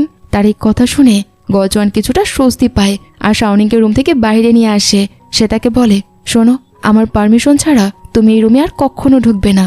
আর এটা কোনো লাইভ স্ট্রিমিং রুম নয়, এটা কেবল একটা সাধারণ গেমিং রুম। এরপর তারা দুজন অফিসের দিকে রওনা দেয়। গজওয়ান বলে, আজ আবহাওয়া বেশ ভালো আছে, চলো আমরা হেঁটে হেঁটে অফিসে যাই। রাস্তায় তখন একটা স্টপের কাছে জুস কেনার জন্য শাওনিং দাঁড়িয়ে যায়। আর তখন গজওয়ান সেখান থেকে একটা হেয়ারপিনের প্যাকেট কিনে নেয়। শাওনিং এর সাথে সেখানে তার এক পুরনো ক্লাসমেটের দেখা হয়, যে সেখানে চাকরি করত। বাইরে এসে শাওনিং গজওয়ানকে বলে, জানেন, এই ছেলেটা আমাদের পুরো ইউনিভার্সিটির সবচেয়ে হ্যান্ডসাম ছেলে ছিল। তার এই কথা শুনে গজওয়ান বেশ জেলাসি ফিল করতে থাকে। পরদিন যখন শাওনিং গজওয়ানকে পিক করতে যায়, তখন গজওয়ান তাকে সেই হেয়ারপিনটা দিয়ে দেয় আর বলে যে এটা কালকে আমি মিল্ক প্যাকেটের সাথে ফ্রি পেয়েছিলাম, আমার তো এটা কোনো কাজেই লাগবে না, তুমি এটা রেখে দাও। এরপর শাওনিং সেই হেয়ারপিনটা চুলে লাগিয়ে নেয়। অফিসে এসে সোমান দেখে যে শাওনিং ঠিক সেই হেয়ারপিনটাই পরেছে, যেটা সে এর আগে গজওয়ানের টেবিলে দেখেছিল। এটা দেখে তার গজওয়ানের মায়ের সেই কথাটা মনে পড়ে যায় যে শাওনিং গজওয়ানের জন্য একদম পারফেক্ট চয়েস। এই কথা ভেবে সোমান একটু মনমরা হয়ে যায়। এরপর সে শাওনিংকে একটা প্রজেক্টের দায়িত্ব দিয়ে সেখান থেকে চলে যায়। পরের সিনে দেখা যায় যে শাওনিং এক ক্লায়েন্টের সাথে দেখা করতে যায়। সেই মহিলা আর্ট গ্যালারির একটা দেয়াল ভাঙতে রাজি ছিল না। শাওনিং তাকে অনেক বোঝানোর চেষ্টা করে, কিন্তু সে শাওনিং এর উপরই প্রচণ্ড রেগে যায় আর সে তার প্রজেক্টটাই ক্যান্সেল করে দেয়। শাওনিং তখন এই সমস্ত কথা সুমানকে গিয়ে জানায়। তখন সুমান তাকে বলে, নিশ্চয়ই তুমি কোনো বড় বোকামি করেছ, আর মনে রেখো এই প্রজেক্টটা সামলানোর পুরো দায়িত্ব তোমার নিজেরই ছিল। এটা কোম্পানির জন্য খুবই গুরুত্বপূর্ণ, যদি তুমি এটা ঠিক করতে না পারো তবে তোমার রেজিগনেশন লেটার রেডি রেখো। তার এই কথা শুনে শাওনিং ভীষণ মন খারাপ করে ফেলে। এরপর মিটিংয়ে সুমান সবাইকে জানায় যে শাওনিং এর ভুলের কারণে তাদের এত বড় একটা প্রজেক্ট হাতছাড়া হয়ে গেছে। গজওয়ান তখন তাকে জিজ্ঞেস করে, তাহলে এখন কোম্পানির রুলস অনুযায়ী আমাদের কি অ্যাকশন নেওয়া উচিত? তখন সুমান বলে, যদি শাওনিং যেভাবে হোক এই প্রজেক্টটা ফিরিয়ে আনতে না পারে তবে তাকে চিরকালের জন্য এই কোম্পানি ছেড়ে চলে যেতে হবে। আসলে সুমান যে কোনো উপায়ে শাওনিংকে কোম্পানি থেকে বের করে দিতে চাইছিল। শাওনিং এই কথা শুনে ভীষণ হতাশ হয়ে পড়ে। এর পরের দিন শাওনিং একটা ফুলের তোড়া নিয়ে ক্লায়েন্টের সাথে দেখা করতে যায়, কিন্তু সে তাকে দরজা থেকে ফিরিয়ে দেয় আর বলে, আমার তোমার সাথে কাজ করার কোনো ইচ্ছে নেই, তুমি এখান থেকে চলে যাও। এরপর শাওনিং সেখানে গজওয়ানকে দেখতে পায়। গজওয়ান তাকে বলে, এভাবে দরজার বাইরে দাঁড়িয়ে থাকলে কোনো সমস্যারই সমাধান হবে না। শাওনিং গজওয়ানের কাছে ক্ষমা চায় আর বলে, আমি খুবই দুঃখিত, আমার ভুলের কারণে আপনাকে এত বড় ক্ষতি আর হতাশার মুখোমুখি হতে হয়েছে। কিন্তু গজওয়ান বলে, তোমার এই সরি বলাতে কিচ্ছু বদলাবে না, প্রজেক্টটা নিয়ে গভীরভাবে চিন্তা করো, তোমার স্কিল এত স্ট্রং হতে হবে যাতে ক্লায়েন্ট নিজে থেকেই তোমার কথায় রাজি হয়। এর পরের দিন শাওনিং সে আর্ট গ্যালারিতে যায় আর সেই দেয়ালের ছবি তুলতে শুরু করে। সেই দেয়ালে বাচ্চাদের কিছু আর্ট ওয়ার্ক করা ছিল। শাওনিং আসলে জানতে চেয়েছিল যে দেয়ালটা ক্লায়েন্টের কাছে কেন এত গুরুত্বপূর্ণ। এরপর সেই মহিলা স্বামীর কাছে যায় আর তাকে ওই দেয়ালের পেছনের গল্পটা জিজ্ঞেস করে। তখন সে তাকে জানায় যে ওই দেয়ালে যে আর্ট ওয়ার্ক দেখছো সেটা আমার ছেলের নিজের হাতে বানিয়েছে, যে এখন আর এই দুনিয়াতে বেঁচে নেই। তার এই কথা শুনে শাওনিং সেই মহিলার ফিলিংসটা বুঝতে পারে। সে তখন সেই মহিলার কাছে গিয়ে বলে, ম্যাম, এখন আর ওই দেয়ালটা কখনোই সরানো ঠিক হবে না। আমি সত্যি খুব দুঃখিত যে আমি আপনাকে এটা করার জন্য জোর করেছিলাম। ভালোবাসার জিনিসকে সবসময় নিজের কাছে অক্ষত অবস্থায় রাখতে হয়, সেটা কোনো কারণেই ভাঙা ঠিক নয়। তার এই সমস্ত কথা বাইরে দাঁড়িয়ে সেই মহিলা নিজেই শুনে ফেলে। এরপর গজওয়ান সবাইকে গুড নিউজ দেয় যে আমরা আমাদের প্রজেক্টটা আবার ফিরে পেয়েছি আর ওই দেয়ালটাও ভাঙা হবে না। আর সবচেয়ে বড় কথা, ক্লায়েন্ট নিজেই শাওনিংকেই প্রজেক্টটা লিড করতে বলেছে। তার এই কথা শুনে শাওনিং তো খুব খুশি হয়ে যায়। সে গজওয়ানকে বলে, স্যার, এই প্রজেক্টটাকে সেরা করে তোলার জন্য আমার আপনার একটু সাহায্য দরকার। তখন গজওয়ান তাকে একটা উপহার দেখায় যা সে সুইজারল্যান্ড থেকে পেয়েছিল। সেটা একটা স্নো গ্লোব একটা কাঁচ দিয়ে ঢাকা ছিল। সেটা দেখে শাওনি আইডিয়া পেয়ে যায় যে সে ওই দেয়ালটা কাঁচ দিয়ে ডেকোরেট করবে। এরপর তারা দুজন ক্লায়েন্টকে আইডিয়ার কথা জানায় যা সেই কাপলদেরও খুব পছন্দ হয়। তারপর শাওনিং গজওয়ানকে সেই গ্লোবটা ফিরিয়ে দিতে যায়, কিন্তু গজওয়ান বলে, আজ থেকে স্নো গ্লোবটা তোমার হলো, তোমার দুর্দান্ত কাজের জন্য এটা আমার তরফ থেকে তোমাকে একটা ছোট্ট পুরস্কার। পরের দিনে দেখা যায় যে গজওয়ান সব এমপ্লয়ীদের জানায়, আমাদের প্রজেক্ট সফলভাবে কমপ্লিট হয়ে গেছে আর এটা আপনাদের সবার পরিশ্রমেরই ফল। তাই আমি আপনাদের সবাইকে একটা দারুণ ট্রিপে নিয়ে যেতে চাচ্ছি, জলদি আপনারা জায়গাটা ঠিক করে নিন। তার এই কথা শুনে সবাই তো খুব খুশি হয়ে যায়। পরের সিনে দেখা যায় যে সু এসে শাওনিংকে পিক করতে এসেছে। সে তাকে একটা নেকলেস উপহার দেয় যা সে বিজনেস ট্রিপ থেকে তার জন্য নিয়ে এসেছিল। সু যখন তাকে এই নেকলেসটা পরিয়ে দেয় তখন গজওয়ান ঘরের ভেতর থেকে আড়ালে দাঁড়িয়ে সেটা দেখছিল আর এতে সে বেশ জেলাস ফিল করছিল। গোজওয়ান শাওনিংকে কল করে আর বলে, শোনো, কাল সকালে তুমি আমাকে পিক করতে চলে আসবে। ট্রিপে যাওয়ার আগে আমাদের একটু শপিংও করতে হবে। পরদিন যখন সবাই ট্রিপে যাওয়ার জন্য বের হয় তখন সুমন গোজওয়ানের খোঁজ করে। এক এমপ্লয়ি জানায় যে বসের কিছু জরুরি কাজ ছিল, তাই সে শাওনিং এর সাথেই সরাসরি সেই জায়গাতেই পৌঁছে যাবে। তার এই কথা শুনে সুমনের খুব একটা ভালো লাগে না। অন্যদিকে দেখা যায় যে এই দুজন মার্কেট থেকে নিজেদের জন্য ড্রেস পছন্দ করছে। শাওনিং যখন সেই ড্রেসটা ট্রাই করে তখন গোজওয়ান বলে, তোমার এই নেকলেসটা এই ড্রেসের সাথে একদমই ম্যাচ করছে না, খুবই বাজে লাগছে, এটা খুলে ফেললেই ভালো হয়। তার কথা শাওনিং সেটা খুলে ফেলে। এটা সেই শুয়ের দেয়া নেকলেসটাই ছিল যেটা গোজওয়ান একদমই পছন্দ করছিল না, আর এর জন্যই সে চালাকি করে তার হাতে সেটা খুলে ফেলেছে। এরপর দুজনেই ট্রিপে রওনা দেয়। রাতের বেলা সব এমপ্লয়িরা যখন পার্টি করছিল ঠিক তখনই শাওনিং ও গোজওয়ানের সাথে সেখানে এসে পৌঁছায়। দুজনকে ম্যাচিং ড্রেসে বেশ দারুণ দেখাচ্ছিল। শাওনিং সবার সাথে মিলে খুব এনজয় করতে থাকে। তখন সুমন তাকে বলে, তোমাকে আজই যে কোনো মূল্যে এই প্রজেক্টটা কমপ্লিট করতে হবে।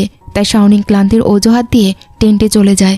গোজওয়ানও তখন তার পেছনে পেছনে সেখানে যায় আর বলে যে আমার দ্বারা এই পার্টির অয়েলি খাবার আর খাওয়া হবে না, তুমি নিজের জন্য যেটা বানিয়েছিলে সেটাই আমাকে দিয়ে দাও। অন্যদিকে সুমন গোজওয়ানের জন্য খাবার নিয়ে আসে, কিন্তু সে তাকে নিজের টেন্টে দেখতে পায় না। ঠিক তখনই আকাশে আতশবাজি ফুটতে শুরু করে আর সবাই সেটা উপভোগ করতে থাকে।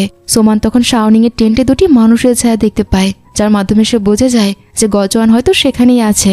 মন খারাপ করে সে সেখান থেকে চলে যায়। এদিকে শাওনিং এর টেন্টে বসেই গোজওয়ানের ঘুম চলে আসে আর তখন শাওনিং তার গায়ে একটা কম্বল চাপিয়ে দেয়। কিছুক্ষণ পর গোজওয়ানের নিজের সেই অ্যাক্সিডেন্টের কথা মনে পড়ে যায় আর সে ঘুম থেকে জেগে ওঠে। সে শাওনিংকে ঘুমিয়ে থাকতে দেখে তার গায়ে একটা কম্বল জড়িয়ে দিয়ে সেখান থেকে চলে যায়। পরদিন সকালে সবাই মিলে ঠিক করতে থাকে যে এরপর তারা কোথায় ঘুরতে যাবে। গোজওয়ান শাওনিংকে নিজের সাথে নিয়ে যায় আর তাকে একটা রিসোর্টে নিয়ে যায়, যেটা ডিজাইন তাদের কোম্পানি করেছিল। এরপর দুজনে সেখানে হাঁটতে শুরু করে। হাঁটতে হাঁটতে হঠাৎ শাওনিং স্কেটিং করতে গিয়ে পড়ে যেতে শুরু করে, কিন্তু গোজওয়ান তাকে ধরে ফেলে আর দুজনে মাটিতে পড়ে যায়। শাওনিং তখন গোজওয়ানের উপর থাকে।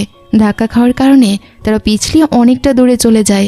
এই সময় গোজওয়ানের হার্টবিট এত জোরে বেড়ে যায় যে সে তার প্রভাবে আশেপাশের সমস্ত লাইট জ্বলে ওঠে।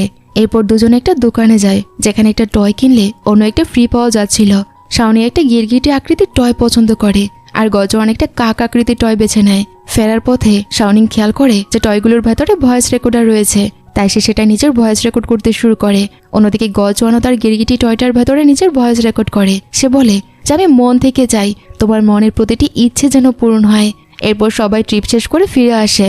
শাওনিং গোজওয়ানকে তার বাড়িতে ড্রপ করে দেয় আর ফেরার সময় তারা নিজেদের টয়গুলো একে অপরের সাথে এক্সচেঞ্জ করে নেয়। বাড়িতে ফিরে দুজনেই একে অপরের টয়ের ভেতরে রেকর্ড করা ভয়েস শুনতে থাকে।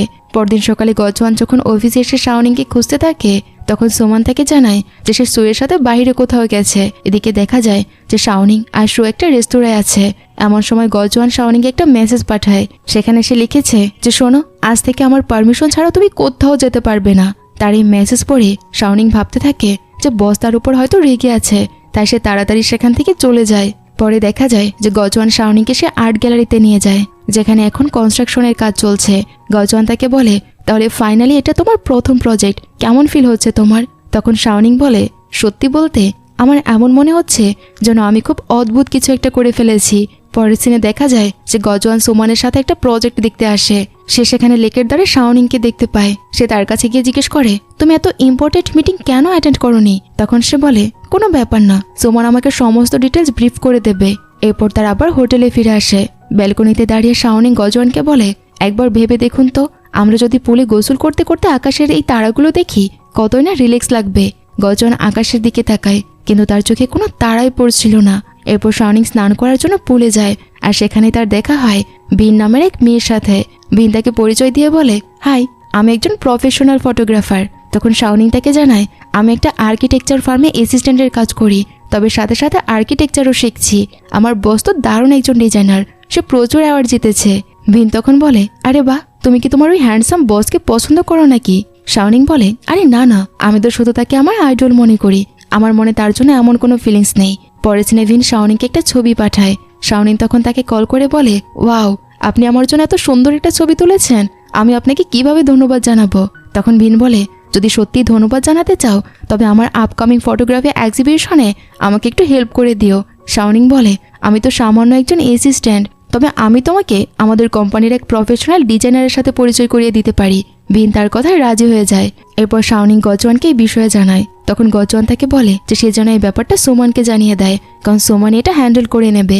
পরের সিনে ভিন শাওনিং এর কোম্পানিতে আসে। সে সেখানে গজওয়ানকে দেখে একদম শক হয়ে যায়। গজওয়ান তখন তাকে অফিসে নিয়ে যায়। ভিন বলে, আমার বিন্দুমাত্র আইডিয়া ছিল না যে এটা তোমার কোম্পানি। গজওয়ান বলে, আর আমারও কি জানা ছিল যে শাওনিং যে ফটোগ্রাফারের কথা বলছিল সে আসলে তুমিই ছিলে? এরপর ভিন তার হার্টের কন্ডিশন সম্পর্কে জিজ্ঞেস করে, আর সে জানায় যে হ্যাঁ, এখন সব আগের চেয়ে অনেকটাই ঠিক আছে। ভিন তখন বলে, তুমি কোনো কারণ না দেখিয়ে হঠাৎ করে আমার সাথে কেন ব্রেকআপ করে ফেলেছিলে? আমি তোমাকে পাগলের মতো মেসেজ করেছিলাম, কিন্তু তুমি একটারও রিপ্লাই করনি। শেষমেশ বাধ্য হয়ে আমাকে গিভ আপ করতে হয়েছে।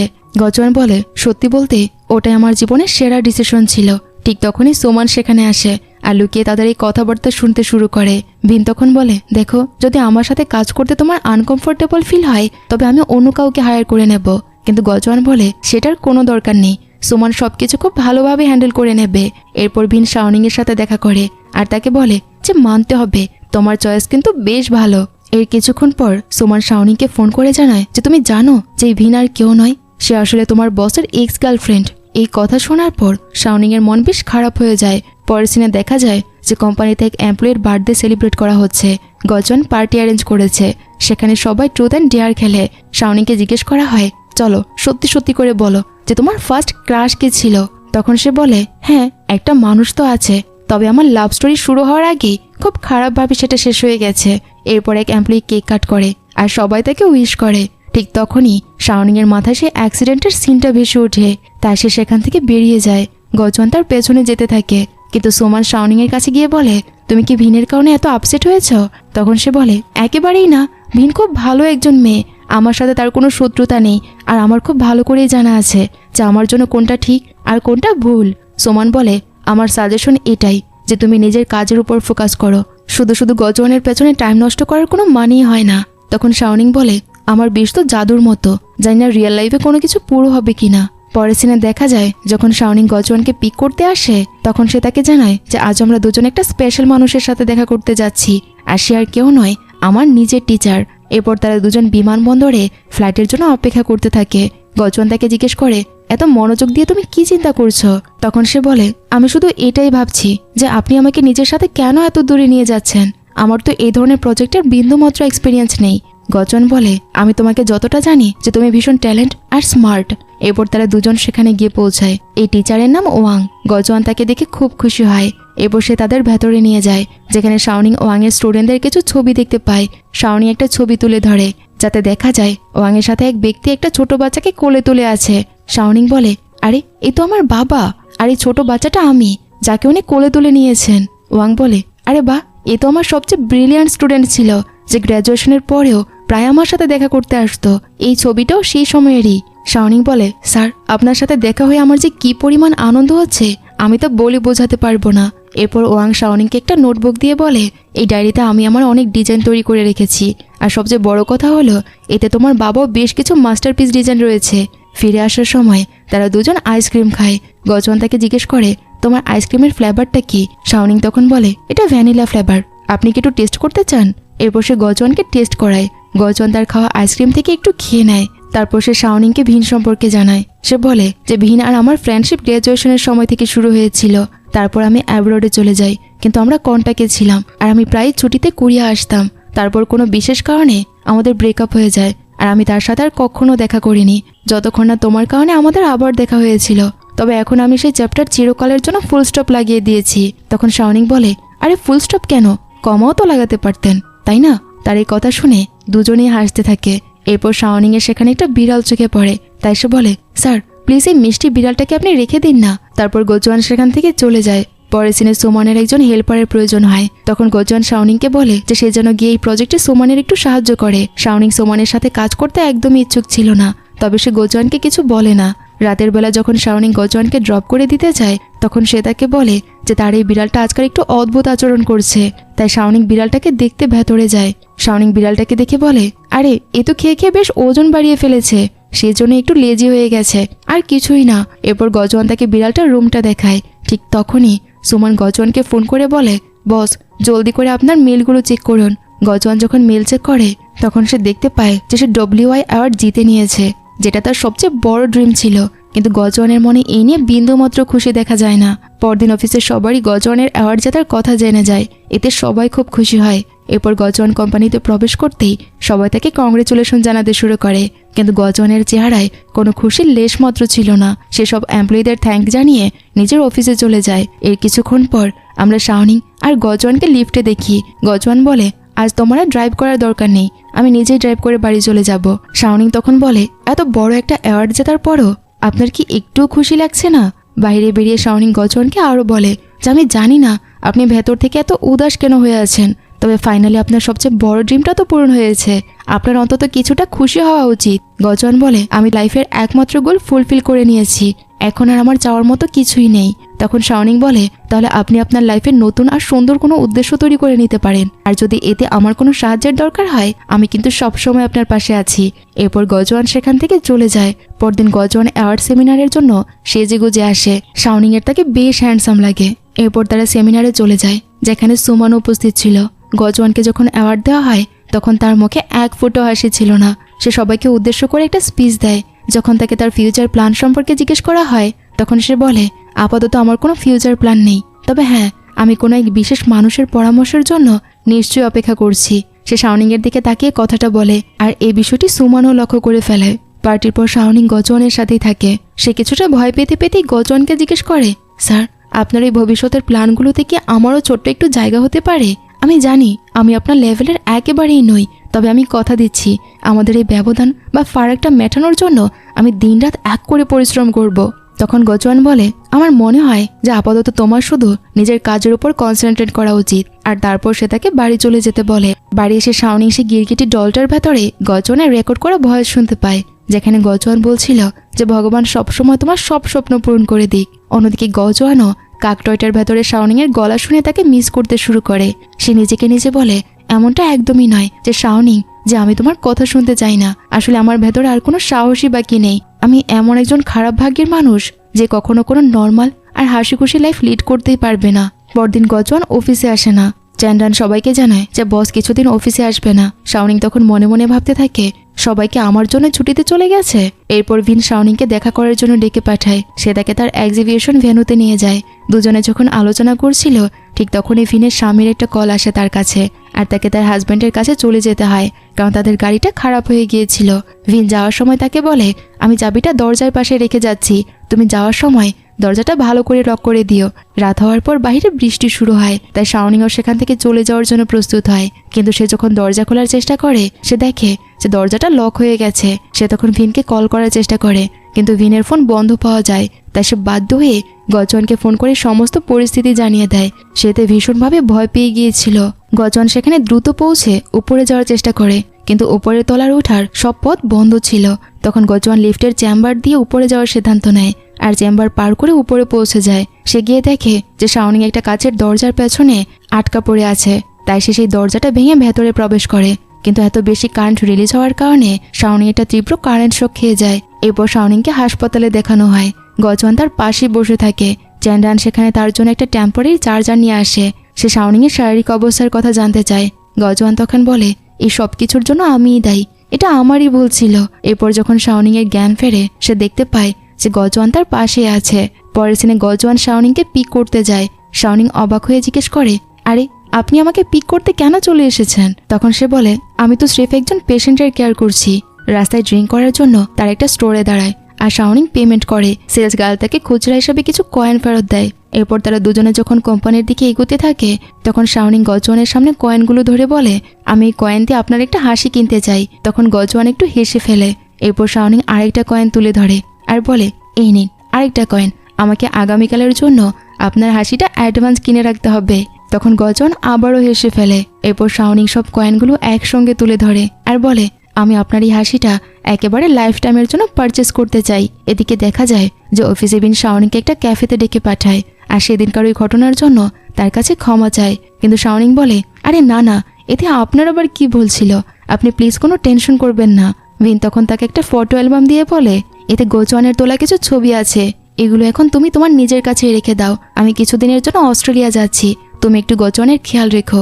এরপর দেখা যায় শাওনিং গজওয়ানের সাথে ডিনার করতে যায়। সেখানে কিছু লোক বার্থডে সেলিব্রেট করছে, যাদের দেখে গজওয়ান বলে, তোমার বার্থডেও তো আর বেশি দেরি নেই, তাই না? শাওনিং তখন অবাক হয়ে জিজ্ঞেস করে, আপনার আমার বার্থডে ডেটটা কিভাবে জানা আছে? তখন সে বলে, আমি তোমার আইডি কার্ডে দেখেছিলাম। শাওনিং তখন বলে, আমি অনেক দিন ধরে নিজের বার্থডে সেলিব্রেট করিনি। আমার কাছে দিনটা একেবারেই সাধারণ, আর অন্য 5টা দিনের মতোই। পরের দিন অফিসে শাওনিং এর কাছে তার আন্টির একটা কল আসে। আন্টি তাকে জানায়, শাওনিং, তোমার দাদিকে কোথাও খুঁজে পাওয়া যাচ্ছে না, সে হারিয়ে গেছে। তার এই কথা শুনে শাওনিং দ্রুত সেখানে ছুটে যায় আর গজওয়ানকে তার সাথেই নিয়ে যায়। তারা গিয়ে দেখে যে তার দাদি একটা কবরের পাশে দাঁড়িয়ে আছে। আসলে তার দাদি শাওনিং এর বাবা মায়ের কবরের কাছে এসেছে। এরপর তারা সবাই মিলে তার দাদিকে বাড়ি নিয়ে যায়। তার দাদি ভুলবশত গজওয়ানকে নিজের ছেলে বলে ভাবতে শুরু করে। তখন শাওনিং তাকে বুঝিয়ে বলে যে, দাদি, ইনি আমার বস হয়। তখন তার দাদি বলে, আমার শাওনিং খুব মিষ্টি আর ভালো একটা মেয়ে। গজওয়ান বলে, হ্যাঁ, একদমই ঠিক। এই পুরো দুনিয়ায় শাওনিং এর সবচেয়ে ভালো মেয়ে আর খুব মিষ্টিও।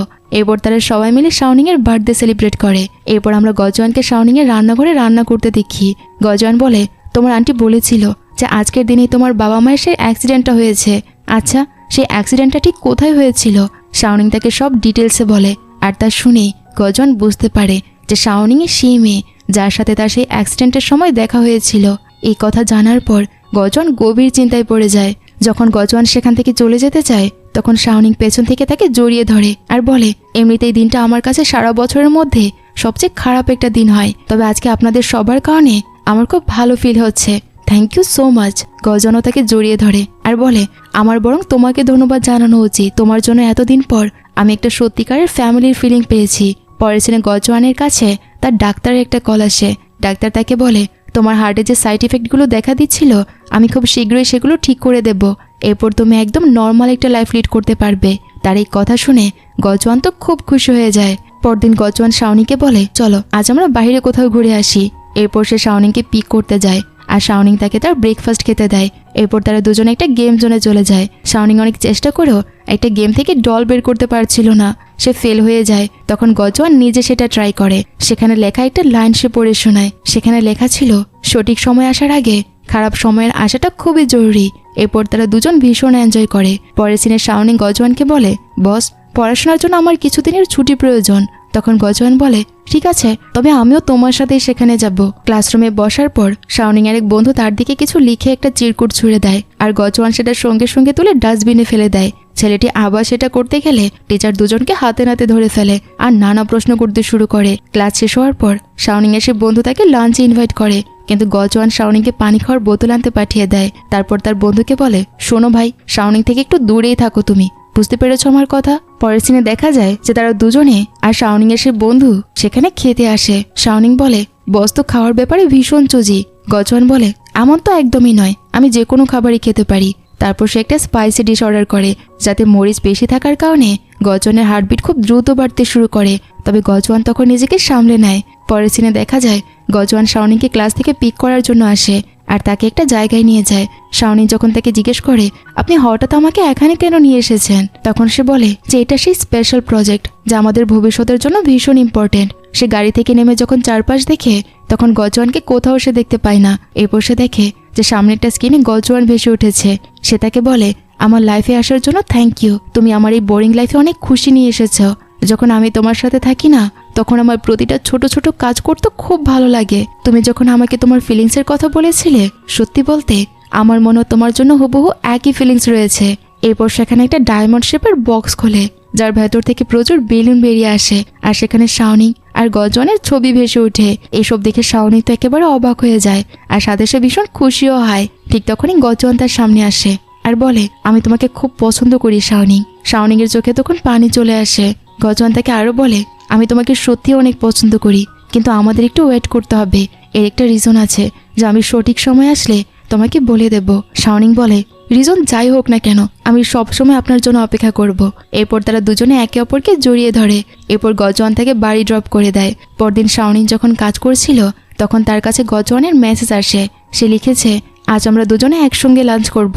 এরপর তারা একটা রেস্তোরাঁয় পৌঁছায় আর একসাথে কথা বলতে শুরু করে। ঠিক তখন একটা লোক গজওয়ানের সাথে ধাক্কা খেয়ে নিচে পড়ে যায়। গজওয়ান তাকে তুলতে গেলে তার ঘড়িটা সেখানেই পড়ে যায়। তখনই গজওয়ানের শরীর খারাপ হতে শুরু করে, তাই সে তাকে সেখানেই রেখে দ্রুত নিজের বাড়িতে চলে যায়।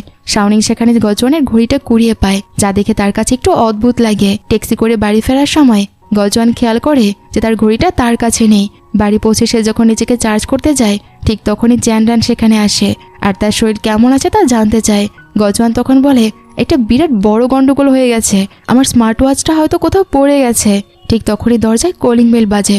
গজওয়ান বলে, নিশ্চয় শাওনিং আমার ঘড়িটা পেয়ে গেছে। চ্যানরান বলে, দেখ ভাই, এখন তুই এই সিক্রেটটা লুকাতে পারবি না, তাই ভালো এটাই হবে যে তুই নিজে শাওনিংকে সব সত্যিটা বলে দে। এরপর চ্যানরানকে দরজা খোলে আর তাকে চার্জিং রুমে যাওয়ার কথা বলে।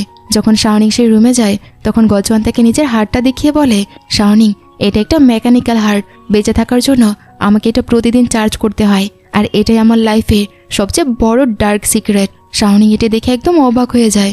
সে বলে, মানে আপনি কি কোনো রোবট? তখন সে বলে, আরে না না, আমিও একজন নর্মাল মানুষই, তবে কিছু বিশেষ পরিস্থিতি আমার এই হার্টে অদ্ভুত কিছু সিমটম দেখা দেয়। মানে যখনই আমার হার্টবিট খুব বেড়ে যায় তখন আমার বডি থেকে ইলেকট্রিসিটি রিলিজ হতে শুরু করে। তবে ডাক্তার বলেছে যে আর মাত্র 3 মাস পর আমি একটা নর্মাল লাইফ লিড করতে পারবো, আর এই কারণেই আমি তোমাকে একটু ওয়েট করতে বলেছিলাম। শাওনিং তখন বলে, কিন্তু এই সব কিছু শুরুটা কিভাবে হয়েছে? তখন গজওয়ান তাকে সেই অ্যাক্সিডেন্টের কথা সব খুলে বলে, যা শোনার পর শাওনিং বুঝতে পারে যে সেই ছেলেটা আর কেউ নয়, ওই অ্যাক্সিডেন্টের দিন সে যাকে দেখেছিল গজওয়ান আসলে সেই ছেলে। এই কথা শোনার পর শাওনিং অনেক ইমোশনাল হয়ে গজওয়ানকে শক্ত করে জড়িয়ে ধরে আর সে বলে যে এখন যতই যা হোক না কেন আমরা দুজন আর কখনো আলাদা হব না। পরদিন অফিসে দুজনের রোমান্স শুরু হয়ে যায়, যা কোম্পানির সব এমপ্লয়িরা লক্ষ্য করেছিল। সুমান এটা দেখে ভীষণ জেলাসি ফিল করতে থাকে। পরের সিনে দেখা যায় যে গজওয়ান তাকে ক্যাম্পাসে নিয়ে আসে আর একটা নেমপ্লেট দেখিয়ে বলে, জানো এই ডিজাইনটা আসলে কে তৈরি করেছিল? শাওনিং যখন নেমপ্লেটটা পড়ে সে দেখতে পায় সেখানে তার বাবার নাম লেখা রয়েছে। এটা দেখে সে ভীষণ খুশি হয়। গজওয়ান তখন বলে, আমাদের কোম্পানি এখানে খুব শীঘ্রই কিছু নতুন প্রজেক্টের কাজ শুরু করতে চলেছে, তুমিও যদি এই টিমের একটা অংশ হও তবে তোমার বাবার নামের পাশাপাশি তোমার নামও এখানে খোদাই করা থাকবে। এই কথা শুনে শাওনিং খুশিতে গজওয়ানকে জড়িয়ে ধরে। ঠিক তখনই একজন গার্ড তাদের উপর টর্চ লাইট ফেলে আর বলে, ওই তোমরা দুজন এখানে কারা? এখানে কি করছো তোমরা?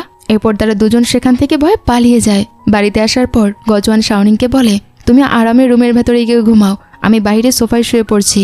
কিন্তু শাওনিং বলে, না না, আপনি যদি বাইরে ঘুমান তবে আমিও সোফাতেই ঘুমাবো। পরদিন সকালে যখন শাওনিং এর ঘুম ভাঙে সে দেখে যে ইতিমধ্যে 9টা বেজে গেছে। সে তাড়াতাড়ি রেডি হতে শুরু করে। ঠিক তখনই সুমনের কল আসে। সুমন রেগে গিয়ে তাকে বলে, কাজের সময় কত হচ্ছে তোমার খেয়াল আছে? তুমি এখনো অফিসে পৌঁছায়নি কেন? গজওয়ান তখন তার হাত থেকে ফোনটা নিয়ে সুমনকে বলে, শাওনিং আমার এখানে আছে, সে আমার সাথে অফিসে আসবে। এরপর তারা দুজন আর্ট গ্যালারির কনস্ট্রাকশন সাইটে আসে। গজওয়ান বলে, তুমি তো দেখি এখানকার ওয়ার্কারদের সাথে বেশ ভালোই মিশে গেছো। তখন সে বলে, হ্যাঁ, আমি তো প্রায় এখানে চক্কর কাটতে আসি, এটা আমার প্রথম প্রজেক্ট বলে কথা। এরপর শাওনিং তাকে জিজ্ঞেস করে, তাহলে আজ আপনি ওভারটাইম করবেন না তো? গজওয়ান বলে, না না, আজ আর কোনো ওভারটাইম নয়। তখন শাওনিং হেসে বলে, তাহলে ঠিক আছে, অফিস টাইমের পর থেকে আপনি আমার আর বস নন, শুধু আমার বয়ফ্রেন্ড। এই বলে সে মজা করে তার হার্টের কাছে গিয়ে হাত ছোঁয়াতে গিয়ে আবার একটু পিছিয়ে আসে, পাছে গজওয়ান কারেন্ট রিলিজ করে বসে। তা দেখে গজওয়ান বলে, আরে ভয় পেও না, আমি 24 ঘন্টায় কারেন্ট মারতে থাকি না। এরপর তারা দুজনে ডিনার করার জন্য একটা রেস্তোরাঁয় যায়। শাওনিং তখন গজওয়ানের পাশের চেয়ারে বসে তার হাত ধরে ফেলে। সে বলে, আমি লাইফে ফার্স্ট টাইম কাউকে ডেট করছি, আর আমার মনে হয় আমরা যাকে ভালোবাসি তার থেকে এই কথাটা কখনো লুকানো উচিত নয়। এরপর সে শাওনিংকে বাড়ি ড্রপ করতে আসে। শাওনিং এর আন্টি তাকে ভেতরে আসার জন্য বলে, কিন্তু সে না করে চলে যায়। শাওনিং তখন নিজের আন্টিকে গজওয়ানের সাথে তার সম্পর্কের কথা জানিয়ে দেয়। পরদিন আন্টি গজওয়ানকে কল করে বাইরে লাঞ্চে ইনভাইট করে। শাওনিং এর আন্টি গজওয়ানের কাছে তার সমস্ত ডিটেলস জানতে চায়। এরপর সে তাকে জিজ্ঞেস করে, আচ্ছা তুমি এত হ্যান্ডসাম আর সাকসেসফুলও, তোমার তো যে কোনো ভালো মেয়েই জুটে যেত, তাহলে তুমি এতদিন কাউকে ডেট করোনি কেন? গজওয়ান বলে, আন্টি 10 বছর আগে আমার একজন গার্লফ্রেন্ড ছিল, কিন্তু তারপর আমার একটা সিরিয়াস হেলথ ইস্যু দেখা দেয়, যার কারণে আমি তার সাথে ব্রেকআপ করে নিই। আর এরপর আর কখনো কাউকে ডেট করার কথা আমি স্বপ্নেও ভাবিনি। আন্টি তখন তাকে ওই হেলথ ইস্যু সম্পর্কে জিজ্ঞেস করে। সে বলে, এটা কেমন অসুখ? এই অসুখের কি কোনো পাকা ট্রিটমেন্ট নেই? গজওয়ান বলে, হ্যাঁ আন্টি, ট্রিটমেন্টের কিছু পসিবিলিটিস তো আছেই। এরপর আন্টি একটা অজুহাত দেখিয়ে সেখান থেকে চলে যায়। তারপর সে শাওনিংকে বলে, দেখ শাওনিং, তোর প্যারেন্টসদের যাওয়ার পর আমি তোকে নিজের মেয়ের মতো বড় করেছি, আমি সবসময় তোর ভালোই চাই, তাই আমার কথা তুই শোন, গজওয়ানের সাথে এখনই ব্রেকআপ করে নে। শাওনিং বলে, কিন্তু আন্টি আপনি তো তাকে খুব পছন্দ করতেন, তাহলে হঠাৎ আপনি এমন কথা কেন বলছেন? তখন আন্টি তাকে গজওয়ানের সে অসুখটার কথা বলে। শাওনিং এর তখন মনে হয় যে গজওয়ান হয়তো তার আন্টিকে সব সত্যিটা বলে দিয়েছে, তাই সে তখন চুপ হয়ে যায়। পরের সিনে দেখা যায় যে শাওনিং গজওয়ানকে একটা জায়গায় নিয়ে যেতে থাকে। সে তাকে জিজ্ঞেস করে, আপনি কি আমার আন্টিকে আপনার হার্টের কন্ডিশন সম্পর্কে সব সত্যিটা বলে দিয়েছেন? গজওয়ান বলে, না, আমি তোমার হার্টের ব্যাপারে তোমার আন্টিকে কিছুই বলিনি, শুধু এইটুকুই বলেছি যে আমার একটা সিরিয়াস রোগ আছে। এরপর শাওনিং তাকে একটা জায়গায় নিয়ে গিয়ে বলে, এটা আমাদের পুরনো বাড়ি, আমি ছোটবেলায় এখানে ভ্যাকেশন কাটাতে আসতাম। তারপর হঠাৎ এখানে আগুন লেগে সবকিছু পুরো ছাই হয়ে যায়। তবে আমি ডিসাইড করেছি যে আমি ফাইন্যান্সিয়ালি স্ট্রং হওয়ার সাথে সাথেই এই বাড়িটাকে আবার আগের মতো বানিয়ে তুলবো। গজওয়ান তখন বলে, তুমি একা কেন করবে এটা? এই কাজে আমিও তোমাকে সাহায্য করব।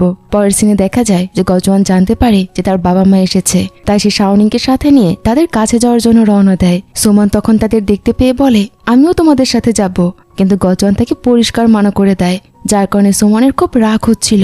সে তখন খোঁজ নিয়ে জেনে নেয় যে গজওয়ানের বাবা মা কোথায় থাকে, আর তাদের সাথে সে দেখা করতে চলে যায়। গজওয়ান যখন রেস্তোরাঁয় পৌঁছায়, সে দেখে যে সুমন সেখানে আগে থেকেই তার বাবা মায়ের সাথে উপস্থিত আছে। তার মা তাকে জানায় যে সুমন আমাদের সাথে দেখা করতে এসেছিল, তাই ভাবলাম আমরা তাকেও সাথে করে লাঞ্চে নিয়ে আসি। এরপর তারা সবাই মিলে খাবার খেতে বসে। খাওয়ার সময় গজওয়ানের মা পানি চায়, তখন শাওনিং তাদের জগটা বাড়িয়ে দিতে যায়, কিন্তু হঠাৎ করে তার হাত থেকে জগটা নিচে পড়ে যায়। তখন গজওয়ানের যেভাবে শাওনিং এর কেয়ার করতে দেখা যায়, তাতে তার বাবা মা অনেক কিছুই বুঝে ফেলে। পরের সিনে সুমনকে দেখানো হয় সে মাতাল অবস্থায় গজওয়ানের বাড়িতে চলে যায়। গজওয়ান দরজা খুলতেই সুমন তাকে জড়িয়ে ধরে। এরপর গজওয়ান তাকে পানি দেয় আর বলে যে তুমি এই মুহূর্তে ভীষণ নেশে আছো, ভালো হবে যদি তুমি এখনই তোমার নিজের বাড়িতে চলে যাও। সুমন তখন বলে, তুমি আজ পর্যন্ত আমার কিচ্ছু ফিলিংস বুঝতেই পারলে না। গজওয়ান বলে, দেখো সুমন, আমরা শুধু বিজনেস পার্টনার আর খুব ভালো বন্ধু, এর বাইরে আমার মনে তোমার জন্য অন্য কোনো ফিলিংস নেই। পরের সিনে শাওনিংকে দেখানো হয় সে গজওয়ানের মায়ের সাথে দেখা করতে যায়। সে শাওনিংকে দেখে ভীষণ খুশি হয় আর বলে যে তুমি সত্যিই খুব মিষ্টি একটা মেয়ে, আর আমার তোমাকে ভীষণ ভালো লেগেছে। সে শাওনিংকে বলে, শাওনিং জানো, গজওয়ান কোনো সাধারণ মানুষ নয়। তখন শাওনিং বলে, হ্যাঁ আন্টি, আমি সবকিছু জানি, তার একটা মেকানিক্যাল হার্ট আছে, তবে সত্যি বলতে এইসব বিষয়ে আমার কিচ্ছু যায় আসে না। এরপর আমরা শাওনিংকে তাদের সাথে ডিনার করতে দেখি। গজওয়ান তাদের কাছে তার আগের খারাপ আচরণের জন্য ক্ষমা চায়। গজওয়ানের মা বলে, আমাদের শাওনিংকে খুব পছন্দ হয়েছে। গজওয়ান শাওনিং এর মতো এত ভালো আর বুঝদার মেয়ে কোথাও খুঁজে পাবে না। গজওয়ান শাওনিং এর হাত ধরে বলে, আমি জানি মা, আমার কাছে তো এটা উপরওয়ালার দেয়া সবচেয়ে সুন্দর একটা উপহার। পরের সিনে দেখা যায় যে শাওনিং গজওয়ানের অফিসে তার জন্য ফলের জুস নিয়ে যায়। শাওনিং এর মন একটু অফ ছিল, তাই গজওয়ান তার কারণ জিজ্ঞেস করে যে কি হয়েছে তোমার, তুমি নিজের স্টাডিজ নিয়ে এত টেনশন করছো কেন? শাওনিং বলে, হ্যাঁ বস, একটু তো টেনশন হচ্ছেই। তখন গজওয়ান বলে, আপাতত আমি আমার এই প্রজেক্টটা নিয়ে একটু ব্যস্ত আছি, তবে তোমাকে আমি প্রমিস করছি খুব জলদি নিজের কাজ শেষ করে আমি তোমাকে পুরো হেল্প করব। বাড়ি ফেরার পর গজওয়ান শাওনিংকে পড়ার সমস্ত স্টাডি ম্যাটেরিয়াল দিয়ে দেয়। বাইরে তখন একজন ডেলিভারি বয় আসে। গজওয়ান তার জন্য দরজা খোলে আর পেন নেওয়ার জন্য ভেতরে আসে, আর ঠিক সেই সুযোগেই তাদের বিড়ালটা বাইরে বেরিয়ে যায়। এরপর তারা দুজন মিলে বিড়ালটাকে খুঁজতে শুরু করে। শাওনিং গাড়ির কাছে বিড়ালটাকে পেয়ে যায়। সে বিড়ালটাকে কোলে নিয়ে বলে, আরে ও ম্যাডাম, তুমিও কি আমার মতো সারাদিন ঘরে থেকে থেকে একদম বোর হয়ে গেছো নাকি? গজওয়ান তখন বলে, তাহলে কি তুমি সত্যি ঘরে থাকতে থাকতে বোর হয়ে গেছো? শাওনিং বলে, হ্যাঁ সত্যিই তো, কতক্ষণ এভাবে একা ঘরে বসে থাকা যায়, এখন তো আমার একদম মাথা ধরে গেছে, চলো না আমরা একটু ব্রেক নিয়ে চিল করি। পরের সিনে দেখা যায় সুমানের সাথে একটা বারে দেখা করেছে। সে তাকে নিজের ভিজিটিং কার্ড দিয়ে বলে, আমাদের দুজনের কষ্ট আর ব্যথা একদম একই রকম, তাই ভালো এটাই হবে যে আমরা দুজনে একসঙ্গে মিলে কাজ করি। পরদিন চ্যান্ড্রানের বাবার কোম্পানির একটা প্রজেক্ট নিয়ে গজওয়ানের কাছে আসে। সে তাকে জানায়, তুমি জানো তো যে আমি খুব শীঘ্রই এই কোম্পানির নতুন সিইও হতে চলেছি।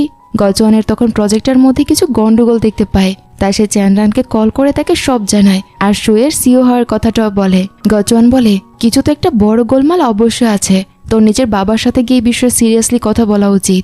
এরপর চ্যান্ড্রান তার বাবার কাছে যায় আর এই কথাটা বলে। তখন তার বাবা তাকে বলে, শুধু মুখে কথা বলে কিচ্ছু হবে না, নিজেকে প্রমাণ করে দেখাও যে তুমি এই কোম্পানি সামলানোর যোগ্য। তখন চ্যান্ড্রান বলে, ঠিক আছে বাবা, আমাদের কোম্পানিতে খুব শীঘ্রই একটা বড় ডিজাইনিং কম্পিটিশন হতে চলেছে, আমি তোমাকে ওটাই যেতে প্রমাণ করব যে আমি আসলে কি করতে পারি। পরের সিনে চংরান কোম্পানিকে সবাইকে একটি কম্পিটিশনের কথা জানায়। গজওয়ান সবাইকে বলে, গাইস, আমাদের চ্যাংরানকে কোনো অবস্থাতে হতাশ করা চলবে না, আমরা আমাদের সেরাটা দিয়ে কাজ করব। এরপর সব এমপ্লয়িরা কম্পিটিশনের কাজ শুরু করে দেয়। এর কিছুক্ষণ পর সুমন গজওয়ানের সাথে প্রজেক্ট নিয়ে কাজ করছিল। শাওনিং সেখানে আসলে সুমন তাকে বলে, শাওনিং যাও তো আমার জন্য একটা স্যান্ডউইচ নিয়ে এসো। শাওনিং বলে, কিন্তু ম্যাম, বাইরে তো খুব মুষলধারে বৃষ্টি হচ্ছে, এই অবস্থা আমি কিভাবে বাইরে যাব? সুমন বলে, তাতে কি হয়েছে, আমার ডেস্কে একটা ছাতা রাখা আছে, চুপচাপ সেটা নিয়ে বাইরে চলে যাও, আর দ্বিতীয় কোনো কথা বলবে না। তখন শাওনিং অনিচ্ছা সত্ত্বেও সেখান থেকে চলে যায়। গজওয়ান তখন সুমনকে বলে, সুমন, অতীতে তার সাথে একটা মারাত্মক অ্যাক্সিডেন্ট হয়েছিল, তাই সে বৃষ্টিতে বাইরে যেতে ভীষণ ভয় পায়। সুমন বলে, হ্যাঁ একদম তাই, বৃষ্টির দিনে এত উঁচুতে আটকে যাওয়া সত্যি খুব ডেঞ্জারাস ব্যাপার। গজওয়ান তার কথা শুনে মনে মনে ভাবতে থাকে, 1 মিনিট, এই কিভাবে জানলো যে শাওনিং সেই বিল্ডিং এ আটকে পড়েছিল?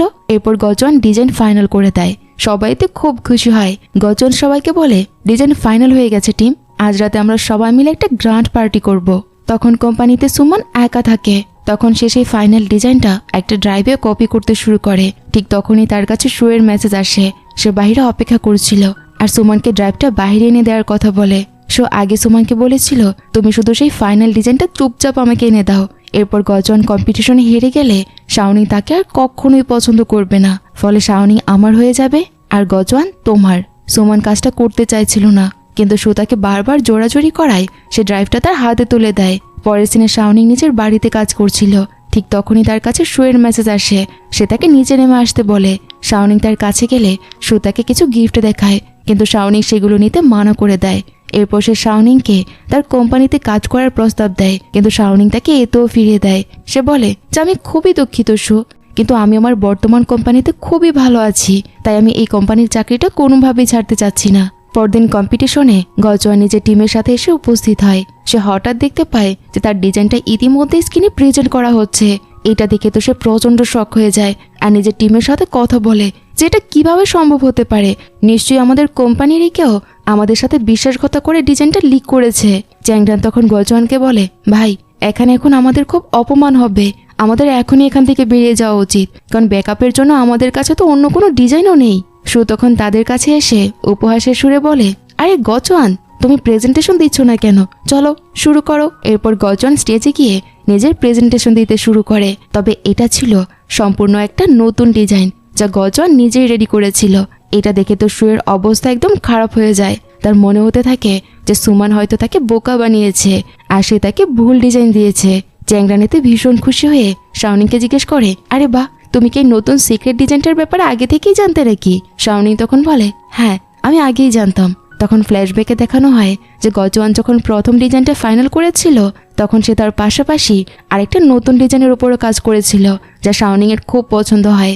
এরপর তারা দুজন মিলে সেই ডিজাইনটা কমপ্লিট করে আর ব্যাকআপ হিসেবে রেখে দেয়। এরপর সবাই প্রেজেন্টেশনটা ভীষণ পছন্দ করে। চ্যান্ডান তখন সব টিম মেম্বারদের অ্যাপ্রিসিয়েট করে বলতে থাকে, দারুণ করেছো তোমরা সবাই দুনিয়ার বেস্ট ডিজাইনার।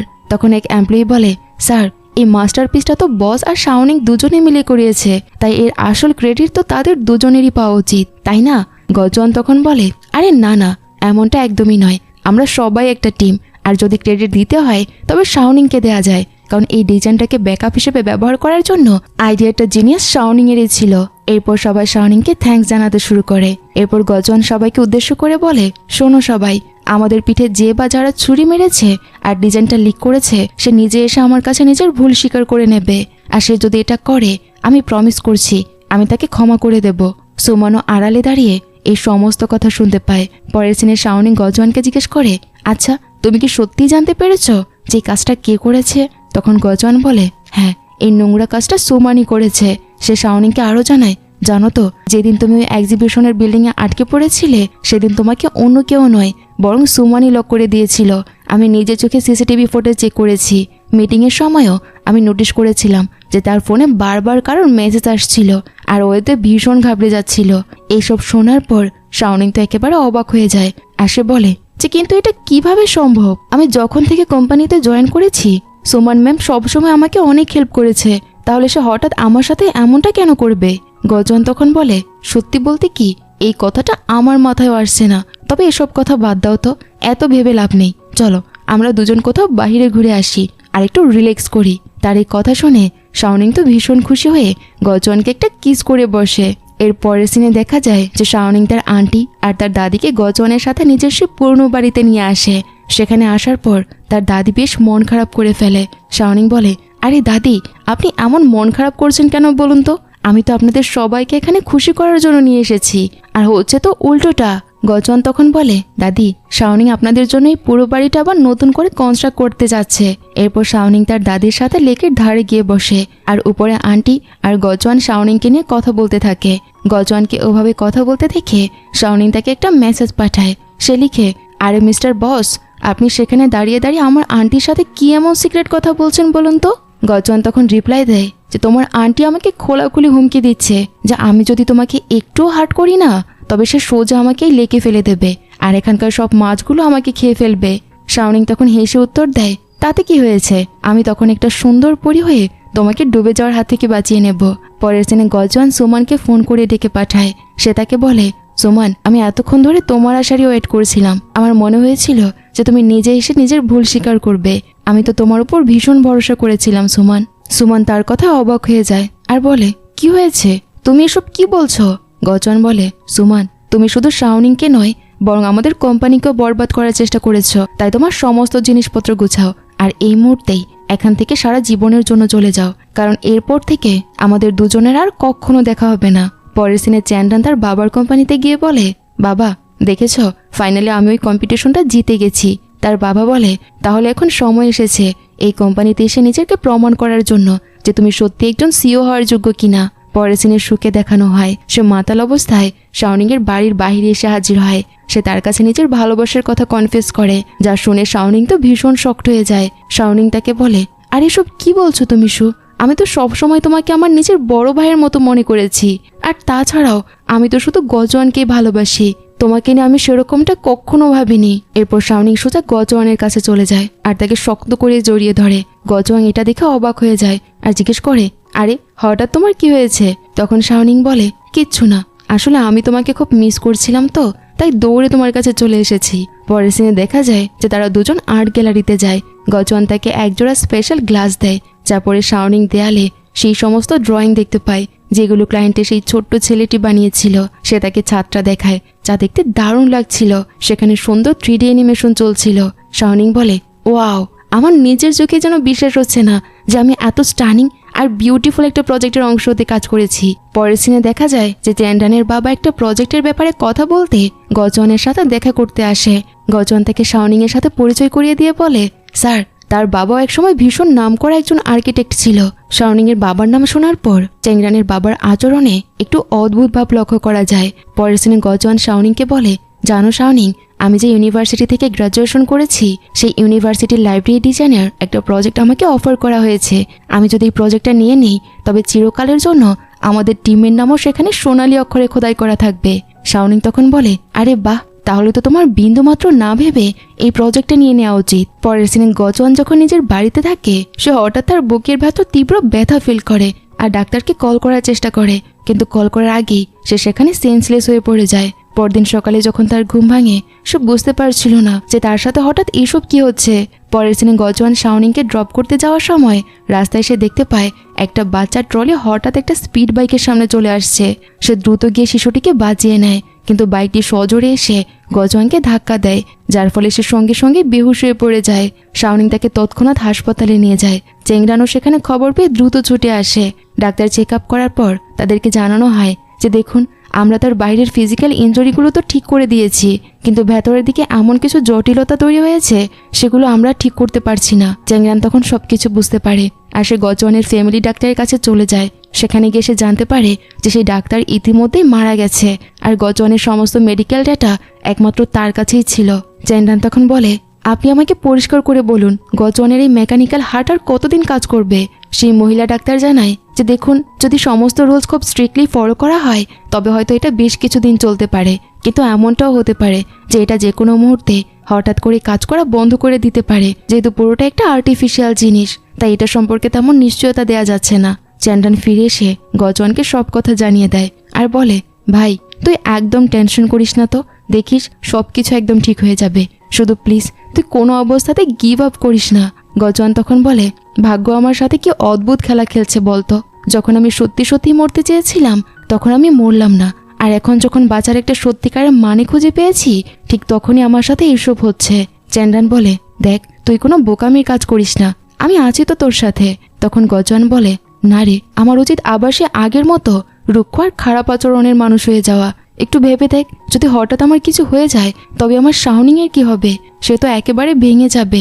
তাই ভালো এটাই হবে যে আমি আজকেই এই সব কিছুর একটা শেষ করে দেই। পরের দিন সকালে শাওনিং হাসপাতালে গিয়ে দেখে যে গজওয়ান সেখানে নেই। সে তাকে কল করলে গজওয়ান তাকে জানায় যে আমি অফিসে চলে এসেছি আমার কিছু দরকারি কাজ ছিল। এরপর শাওনিং অফিসে গেল। গজওয়ান তার দিকে ফিরেও তাকায় না আর সোজা নিজের ক্যাবিনে চলে যায়। শাওনিং তাকে জিজ্ঞেস করে, কি হয়েছে, তুমি ঠিক আছো তো? গজওয়ান তখন খুব রুক্ষভাবে তাকে বলে, হ্যাঁ হ্যাঁ, আমি কেমন আছি না আছি সেটা আমি খুব ভালো করে জানি। তুমি তোমার নিজের কাজে মন দাও তো, আমাকে নিয়ে অযথা টেনশন করতে হবে না। তার এই কথা শুনে শাওনিং এর খুব খারাপ লাগে।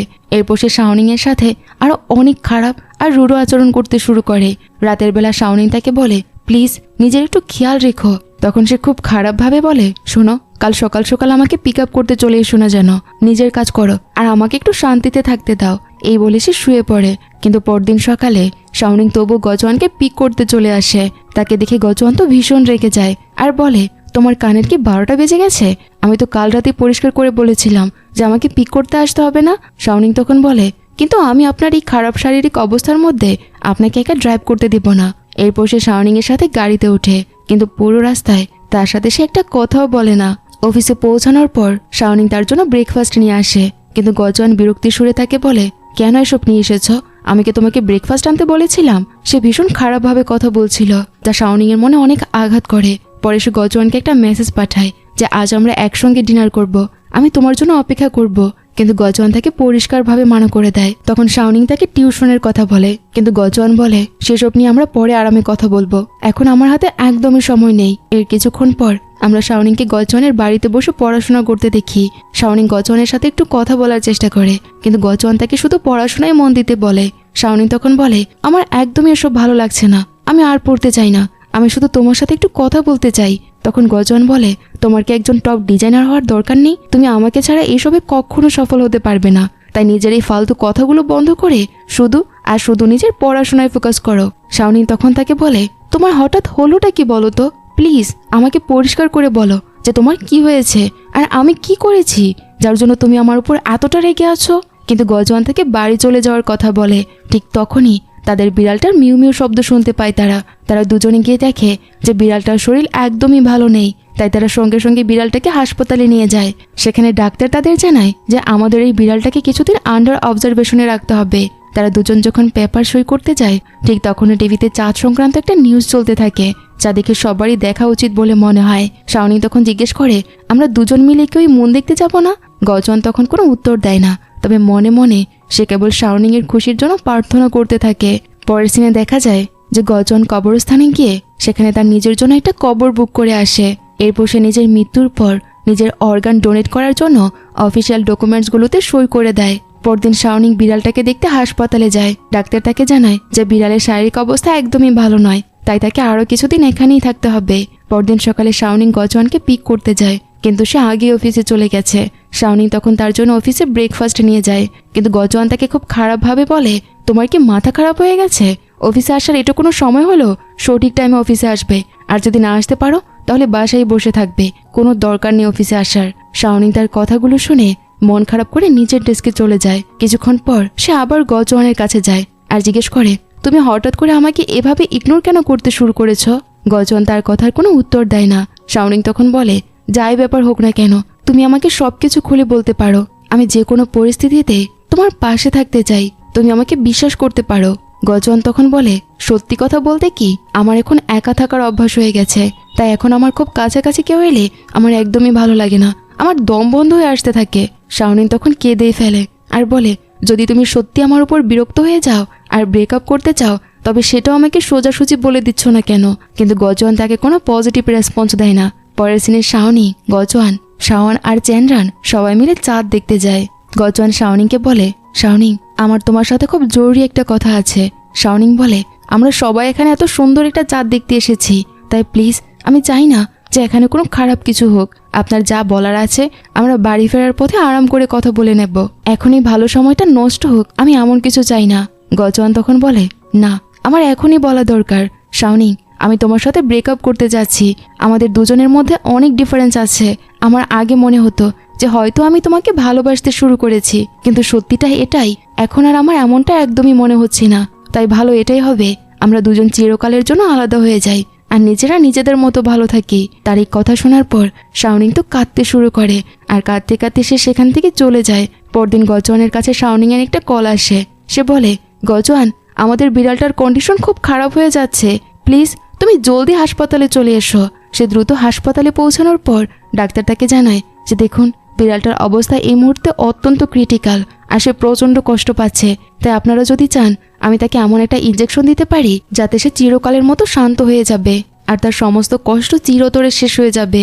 কিন্তু শাওনিং এর জন্য কিছুতেই রাজি হয় না, কিন্তু গজওয়ান ডাক্তারকে হ্যাঁ বলে দেয়। সে শাওনিংকে বোঝানোর চেষ্টা করে, শাওনিং তুমি বোঝার চেষ্টা করো, এতেই বেচারিটার আনন্দ হবে। সে শুধু শুধু এমন কষ্ট পাচ্ছে যা তার মৃত্যু যন্ত্রণার থেকেও বেশি কষ্টের, তাই তার জন্য এটাই সব থেকে ভালো হবে। এরপর তারা হাসপাতালে থাকে। তখন শাওনিং ঘুমিয়ে পড়ে। গজওয়ান কিছুক্ষণ তাকে এক দৃষ্টিতে দেখে, তারপর নিজের জ্যাকেটটা তার গায়ে জড়িয়ে দিয়ে সেখান থেকে চলে যায়। পরদিন সকালে শাওনিং এর কাছে গজওয়ানের মেসেজ আসে। সে লিখেছে, তুমি কি শেষবারের মতো তাকে একবার দেখতে চাও? শাওনিং তার মেসেজ পাওয়া মাত্রই সেখানে দ্রুত পৌঁছে যায়। আর সেখানে পৌঁছানোর পর সে দেখে যে গজওয়ান বিড়ালটাকে ইতিমধ্যেই দাফন করে দিয়েছে। শাওনিং এটা দেখে ভীষণ মন খারাপ করে। সে গজওয়ানের কাছে তার নিজের চাকরিটা ছেড়ে দেওয়ার কথা বলে আর তার সাথে সমস্ত সম্পর্ক চুকিয়ে সেখান থেকে চলে আসে। পরের সিনে গজওয়ান যখন কাজ করছিল তখন হঠাৎ তার শাওনিং এসে পুরনো বাড়িটার কথা মনে পড়ে, যেটা সে নতুন করে আবার ঠিক করতে চেয়েছিল। সে তখন চ্যান্ড্রানকে বলে, চ্যান্ড্রান আমি কিছুদিনের জন্য শহরের বাইরে যাচ্ছি, আমার অনুপস্থিতিতে তুই পুরো কোম্পানিটা খুব ভালোভাবে সামলে রাখিস। পরদিন সকালে শাওনিং সেখানে আসে আর বলে, আমি বসকে অফিসে পিক করতে এসেছি। চ্যান্ড্রান বলে, আরে গজওয়ান তো একটা জরুরি স্পিচ দেওয়ার জন্য বিদেশে গেছে। শাওনিং তার ফেরার সময় জানতে চাইলে চ্যান্ড্রান জানায়, ও তো কোম্পানির সমস্ত দায়িত্ব আমার কাঁধে চাপিয়ে দিয়ে গেছে, তাই ওর ফিরতে বেশ কিছুটা সময় লাগতে পারে। তুমি চাইলে ততদিন আমার অ্যাসিস্ট্যান্ট হিসেবে এখানে কাজ করতে পারো। পরদিন চ্যান্ড্রান গজওয়ানের কাছে যায় আর তাকে বলে, আরে ইয়ার, শাওনিং বারবার শুধু তোর কথা জিজ্ঞেস করছিল, এখন আমার মনে হয় যে বাধ্য হয়ে তাকে সব সত্যিটাই বলে দিতে হবে। গজওয়ান তার কথায় প্রচণ্ড রেগে যায় আর বলে, দেখ চ্যান্ড্রান, তুই যদি ভুলেও তাকে একটা কথা বলেছিস না, তবে আজকের পর থেকে তোর সাথে আমি কোনো কথাই বলবো না, আর তোর আর আমার বন্ধুত্ব এখানেই শেষ হয়ে যাবে। ঠিক তখনই গজওয়ানের তীব্র যন্ত্রণা শুরু হয় আর চ্যান্ড্রান তাকে দ্রুত একটা হোটেলে নিয়ে যায়। পরের সিনে দেখা যায় যে চ্যান্ড্রান ড্রিঙ্কস অবস্থায় শাওনকে গজওয়ানের মেকানিক্যাল হার্ট সম্পর্কে সমস্ত সত্যিটা বলে দেয়। আর সে এও জানায় যে গজওয়ানের হাতে আর খুব বেশি সময় নেই, যে কোনো সময় তার হার্ট ফেল হয়ে সে মারা যেতে পারে। অন্যদিকে গজওয়ান যখন কাজ করছিল তারও তখন প্রচণ্ড যন্ত্রণা শুরু হতে থাকে। চ্যান্ড্রানের কাছেই নোটিফিকেশন চলে যায় আর সে দ্রুত তার দিকে ছুটতে শুরু করে আর তার সাথে শাওয়ানও চলে আসে। শাওয়ানকে দেখে তো গজওয়ান প্রচণ্ড রেগে যায় আর বলে, তুই তাকে কেন এখানে নিয়ে এসেছিস? চ্যান্ড্রান বলে, সরি ভাই, কিন্তু আমি তাকে সব সত্যিটা বলে দিয়েছি। গজওয়ান বলে, কিন্তু তুই তো আমাকে প্রমিস করেছিলি যে তুই কাউকেই কথা বলবি না। চ্যান্ড্রান বলে, আরে আমি তো আমার হবু স্ত্রীকেই বলেছি, কোনো চিন্তা করিস না তো, কোনো বাইরের লোককে তো বলিনি। শাওন তখন গজওয়ানকে বলে, আপনি একটুও টেনশন করবেন না বস, আমি প্রমিস করছি আমি কাউকে এই বিষয়ে কিচ্ছু বলবো না। পরের দিনে শাওনিং গজওয়ানের বাড়িতে যায়। সেখানে গিয়ে সে দেখতে পায় যে গজওয়ান তার অনেকগুলো স্কেচ এঁকে রেখেছে। এরপর সে শাওনকে ফোন করে জিজ্ঞেস করে, শাওন আমাকে একটু বলতো যে গজওয়ান এই মুহূর্তে ঠিক কোথায় আছে? অনিচ্ছা সত্ত্বেও শাওন তাকে একটা ছোট্ট হিন্ট দিয়ে দেয়। সে বলে, শাওনিং তুই শুধু তোর সেই সবচেয়ে বড় ড্রিমটার কথা ভাব, আর সেখানেই তোর গজওয়ানকে খুঁজে পাবি। কথাটা শুনে শাওনিং এর সব বুঝতে আর বাকি থাকে না। সে তাড়াতাড়ি সেই জায়গার উদ্দেশ্যে রওনা দেয়। সেখানে পৌঁছানোর পর গজওয়ান তাকে দেখে বলে, তুমি এখানে কি করছো? তোমার তো এখানে আসা একদমই উচিত হয়নি। শাওনিং তখন রেগে গিয়ে বলে, বাহ, তুমি আমার পারমিশন ছাড়াই আমার স্বপ্নের বাড়িটা তৈরি করছো, আর আমি কি তোমার কাছে এসে এইটুকু জিজ্ঞেস করতে পারবো না? গজওয়ান তখন বলে, শাওনিং আমি একজন মরতে বসা মানুষ, আমি তোমাকে জোর করে আমার সাথে বেঁধে তোমার জীবনটা নষ্ট করতে চাই না। আমি শুধু তোমাকে সবসময় হাসি খুশি দেখতে চাই, আমি চাই তুমি সবসময় ভালো থাকো। শাওনিং তখন বলে, আরে তুমি কে এটা ঠিক করে দেয়ার যে আমার কি করা উচিত আর কি করা উচিত না? তুমি কি ভাবছো যে তোমাকে ছেড়ে দিলে আমি খুব সুখে থাকবো? তুমি যদি সত্যিই চাও যে আমি হাসি খুশি থাকি, তবে আমার পাশে তোমার থাকাটা সব থেকে বেশি জরুরি। আর যদি তুমি চাও আমরা একসাথে থাকি, তবে আমাদের হাতে কত দিন বা কত মাস বাকি আছে তাতে আমার কিচ্ছু যায় আসে না। তোমার সাথে কাটানো আমার প্রতিটা দিন আমার সারা জীবনের জন্য যথেষ্ট। গজওয়ান তখন বলে, আর যদি আগামীকালকে আমি হঠাৎ তোমার সামনে মারা যাই, তবে তুমি সেই কষ্টটা কিভাবে সহ্য করবে? শাওনিং তখন বলে, এবার যতই যা কিছু হোক না কেন, আমাকে আমার শেষ নিঃশ্বাস পর্যন্ত শুধু আর শুধু তোমার সাথে থাকতে হবে। এরপর তারা দুজন একে অপরকে জড়িয়ে ধরে। তারপর তারা দুজন হোটেলে ফিরে আসে আর একসঙ্গেই ঘুমিয়ে পড়ে। পরের সিনে দেখা যায় গজওয়ান আর শাওনিং দুজনে মিলে সেই বাড়িটার কাজ করছে। ঠিক তখনই চ্যান্ড্রান এসে তাকে একটা প্রজেক্টের সমস্যার কথা জানায়। গজওয়ান বলে, ঠিক আছে, আমি খুব শীঘ্রই অফিসে ফিরে আসছি। চ্যান্ড্রান বলে, আরে না ভাই, ওটার কোনো দরকার নেই, আমি সুমনের হেল্প নিয়েছি, ও সব কিছু হ্যান্ডেল করে নেবে। শাওনিং তখন অবাক হয়ে বলে, কি বললে? সুমন ম্যাম আবার ফিরে এসেছে? চ্যান্ডান বলে, হ্যাঁ বস, শুধু কিছু সময়ের জন্য আমাদের হেল্প করতে এসেছে। পরের সিনে তারা দুজন আবার অফিসে ফিরে আসে আর কাজ জয়েন করে। সুমন গজওয়ানকে প্রজেক্টের সমস্ত ডিটেলস বুঝিয়ে দেয় আর তাকে ধন্যবাদ জানিয়ে বলে, থ্যাংক ইউ সো মাচ গজওয়ান, শুধুমাত্র তোমার রিকমেন্ডেশনের জন্যই আমি অ্যাব্রোডে এত ভালো একটা জব পেয়েছি। রাতের বেলা শাওনিং আর সুমন ডিনারে যায়।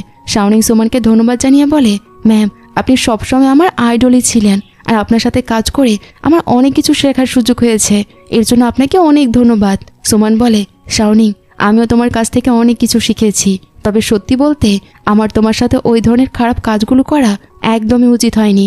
এখন আমি বুঝতে পেরেছি যে গজওয়ান কখনো আমাকে ভালোবাসবে না। আমি ফালতুতেই এতগুলো বছর তার পেছনে নিজের টাইম নষ্ট করেছি। আসলে সে শুধু তোমাকে ভালোবাসে আর মন থেকে ভালোবাসে। আমি শুধু শুধু তোমাদের মাঝখানে তোমাদের সম্পর্ক নষ্ট করার জন্য অনেক বাজে কাজ করে ফেলেছি, তার জন্য আমি সত্যিই দুঃখিত। শাওনিং বলে, আরে আপনি একদম টেনশন করবেন না ম্যাম, আপনি এত ভালো একজন মানুষ, খুব শীঘ্রই আপনি এমন কাউকে পেয়ে যাবেন যে আপনার কল্পনার থেকেও ভালো হবে। পরের সিনে শোকে দেখানো হয় সে চ্যান্ডানের বাবার কোম্পানির সমস্ত টাকা নিজের অ্যাকাউন্টে ট্রান্সফার করিয়ে নেয়। পরদিন চ্যান্ডানের বাবা শোয়ের কাছে সেই টাকার ব্যাপারে জানতে চায়। শো তখন বলে, আপনি ঘাবড়াবেন না, খুব শীঘ্রই সমস্ত টাকা আপনার অ্যাকাউন্টে সেফলি চলে আসবে। তবে চ্যান্ডানের বাবার মনে সন্দেহ জাগে, তাই সে তার নিজের অ্যাসিস্ট্যান্টকে শোয়ের উপর নজর রাখার নির্দেশ দেয়। পরের সিনে দেখা যায় যে শাওনিং গজনের বাড়িতে কাজ করার সময় গজনের বুকে হঠাৎ তীব্র যন্ত্রণা শুরু হয়। শাওনিং তাকে ধরে দ্রুত চার্জিং রুমে নিয়ে যায়, কিন্তু সেখানে রাখা মেশিনটি কাজ করছিল না আর গজন সঙ্গে সঙ্গে বেহুশ হয়ে পড়ে। শাওনিং তখন ভীষণ ঘাবড়ে যায় আর সে এতে কান্নাকাটি শুরু করে দেয়। কিছুক্ষণ পর গজনের জ্ঞান ফেরে আর সে নিজেকে চার্জ করতে শুরু করে। আসলে এই ঘটনার ফলে তার সেফ মোড অ্যাক্টিভেটেড হয়ে গিয়েছিল। ডাক্তারের কথা অনুযায়ী তার হাতে আর সত্যি বলতে খুব বেশি সময় ছিল না। পরের সিনে শোয়ের বাবা চ্যান্ডানের বাবার সাথে দেখা করতে যায়। সে তাকে গিয়ে বলে যে, কেন বন্ধু, এত বছর আগে তুমি আমার সাথে যে ওয়াদাটা করেছিলে সেটা তো তোমার ভালো করেই মনে আছে, তাই না? চ্যান্ডানের বাবা বলে, হ্যাঁ হ্যাঁ, আমি আমার সেই ওয়াদাটা পুরো সততার সাথে পালন করেছি। তোমার ছেলেকে একদম নিজের ছেলের মতো লালন পালন করে বড় করেছি আমি। এরপর সে শোয়ের বাবাকে কিছু পেপারস দেখিয়ে বলে, একবার এই পেপারসগুলো দেখো তো, আর তোমার ওই যোগ্য ছেলের কীর্তিকলাপগুলো পড়ে দেখো। এই সামান্য কিছু টাকা তো কিচ্ছু নয়, আমি তো তাকে এর চেয়ে অনেক বেশি কিছু দেওয়ার কথা ভেবেছিলাম, কিন্তু তার এসব নোংরা অপকর্মের পর আমি এখন তাকে আর একটা কানাকড়িও দিতে চাচ্ছি না। পরের সিনে দেখা যায় শাওনিং যখন বাড়ি ফিরছিল তখন চ্যান্ডানের বাবার কিছু লোক তাকে জোর করে কিডন্যাপ করে নিয়ে যায়। তারা তার কাছে প্রমাণের কথা জিজ্ঞেস করলে শাওনিং বলে, তোমরা যতই চেষ্টা করো না কেন, আমি ওই সমস্ত এভিডেন্স আগেই পুলিশকে দিয়ে দিয়েছি। ঠিক তখনই শাওনিং এর ফোনে গজওয়ানের কল আসে। কিডন্যাপাররা তখন গজওয়ানের কাছে এভিডেন্সের দাবি জানায়। গজওয়ান বলে, সব এভিডেন্স আমার কাছে একদম সেফ আছে, তবে ভালো করে শুনে রাখো, তোমরা যদি আমার শাওনিং এর গায়ে একটা আঁচড়ও বসাও তবে জীবনও ওই এভিডেন্সগুলো আর খুঁজেও পাবে না। তখন সেই লোকটা তাকে যত জলদি সম্ভব এভিডেন্সগুলো নিয়ে আসার হুমকি দেয়। পরের সিনে দেখা যায় যে শো চ্যান্ডানের বাবার বাড়িতে যায়। সে সেখানে গিয়ে দেখে যে চ্যান্ডানের বাবা সেখান থেকে পালানোর প্রস্তুতি নিচ্ছে। শো তখন বলে, বাহ, এতগুলো খুন করে এখন আপনি চুপচাপ এখান থেকে চম্পট দেওয়ার চিন্তা করছেন? সে ধমক দিয়ে বলে, চুপ কর বোকা, আমি যদি একবার পুলিশের হাতে ধরা পড়ে যাই না, তবে মনে রাখবি তুইও কিন্তু ঝালের ঘানি টানবি আমার সাথে। এরপর তারা দুজন যখন বাইরে আসে তখন তারা দেখে যে সেখানে চ্যান্ডান দাঁড়িয়ে আছে। আসলে চ্যান্ডানের আগেই নিজের বাবার উপর সন্দেহ হয়েছিল। ঠিক তখনই সেখানে পুলিশও চলে আসে। পুলিশ এসে শু আর চ্যান্ডানের বাবা দুজনকে হাতে নাতে গ্রেফতার করে ফেলে। অন্যদিকে দেখা যায় যে গজওয়ান একটা জাহাজে গিয়ে পৌঁছায় যেখানে সেই লোকগুলো শাওনিংকে আটকে রেখেছিল। গজওয়ান তাদের এভিডেন্সটা দিয়ে দেয় আর তারা শাওনিংকে ছেড়ে দেয়। ঠিক তখনই সেই লোকটা বলে, দাঁড়াও, এটার কি গ্যারান্টি আছে যে তুমি চালাকি করে এভিডেন্সগুলোর কোনো কপি বানিয়ে রাখোনি? গজওয়ান বলে, বাজে বকা বন্ধ করো, আমি এমন কিচ্ছু করিনি। এখান থেকে চুপচাপ চলে যাওয়ার পর আমরা এমনভাবে চলবো যেন আমাদের মধ্যে কখনো কিচ্ছুই ঘটেনি। তখন সেই লোকটা হাসতে হাসতে বলে, বাট সরি ব্রাদার, আমি তোমাদের দুজনকে এখান থেকে জ্যান্ত ফিরে যেতে দিতে পারবো না। তার এই কথা শুনে গজওয়ানের ভীষণ রাগ হয় আর সে তাদের সাথে মারপিট শুরু করে দেয়। সে নিজের বডি থেকে কারেন্ট রিলিজ করে সবাইকে এক ধাক্কায় শক দিয়ে বেহুশ করে ফেলে।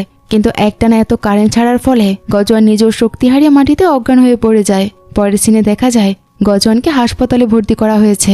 ডাক্তার তার ট্রিটমেন্ট করছে আর গজওয়ানের বাবা মাও সেখানে এসে পৌঁছায়।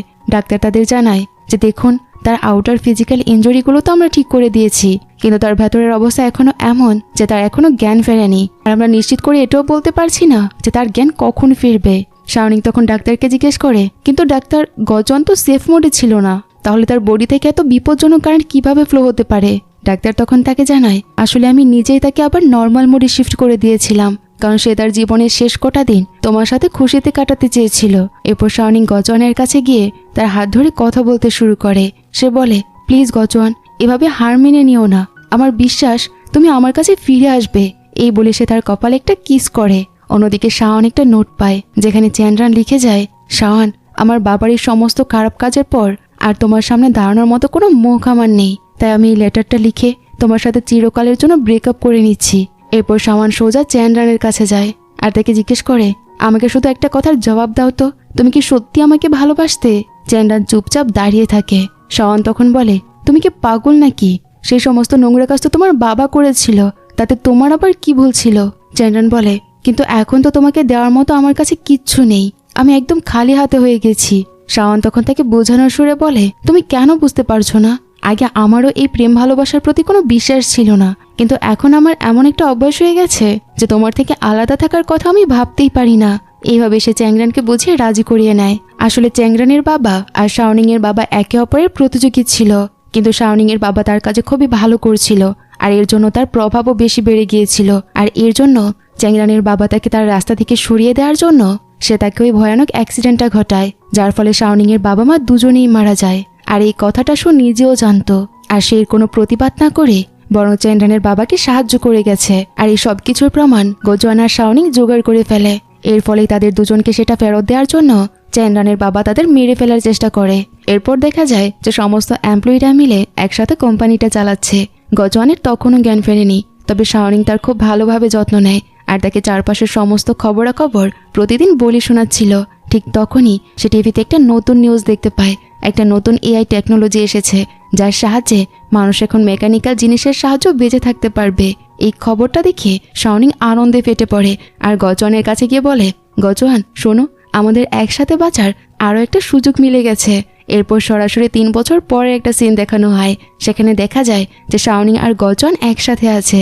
গজওয়ান এখন সম্পূর্ণ সুস্থ হয়ে গেছে আর তারা দুজন ভীষণ সুখে আর আনন্দে নিজেদের জীবন কাটাচ্ছে।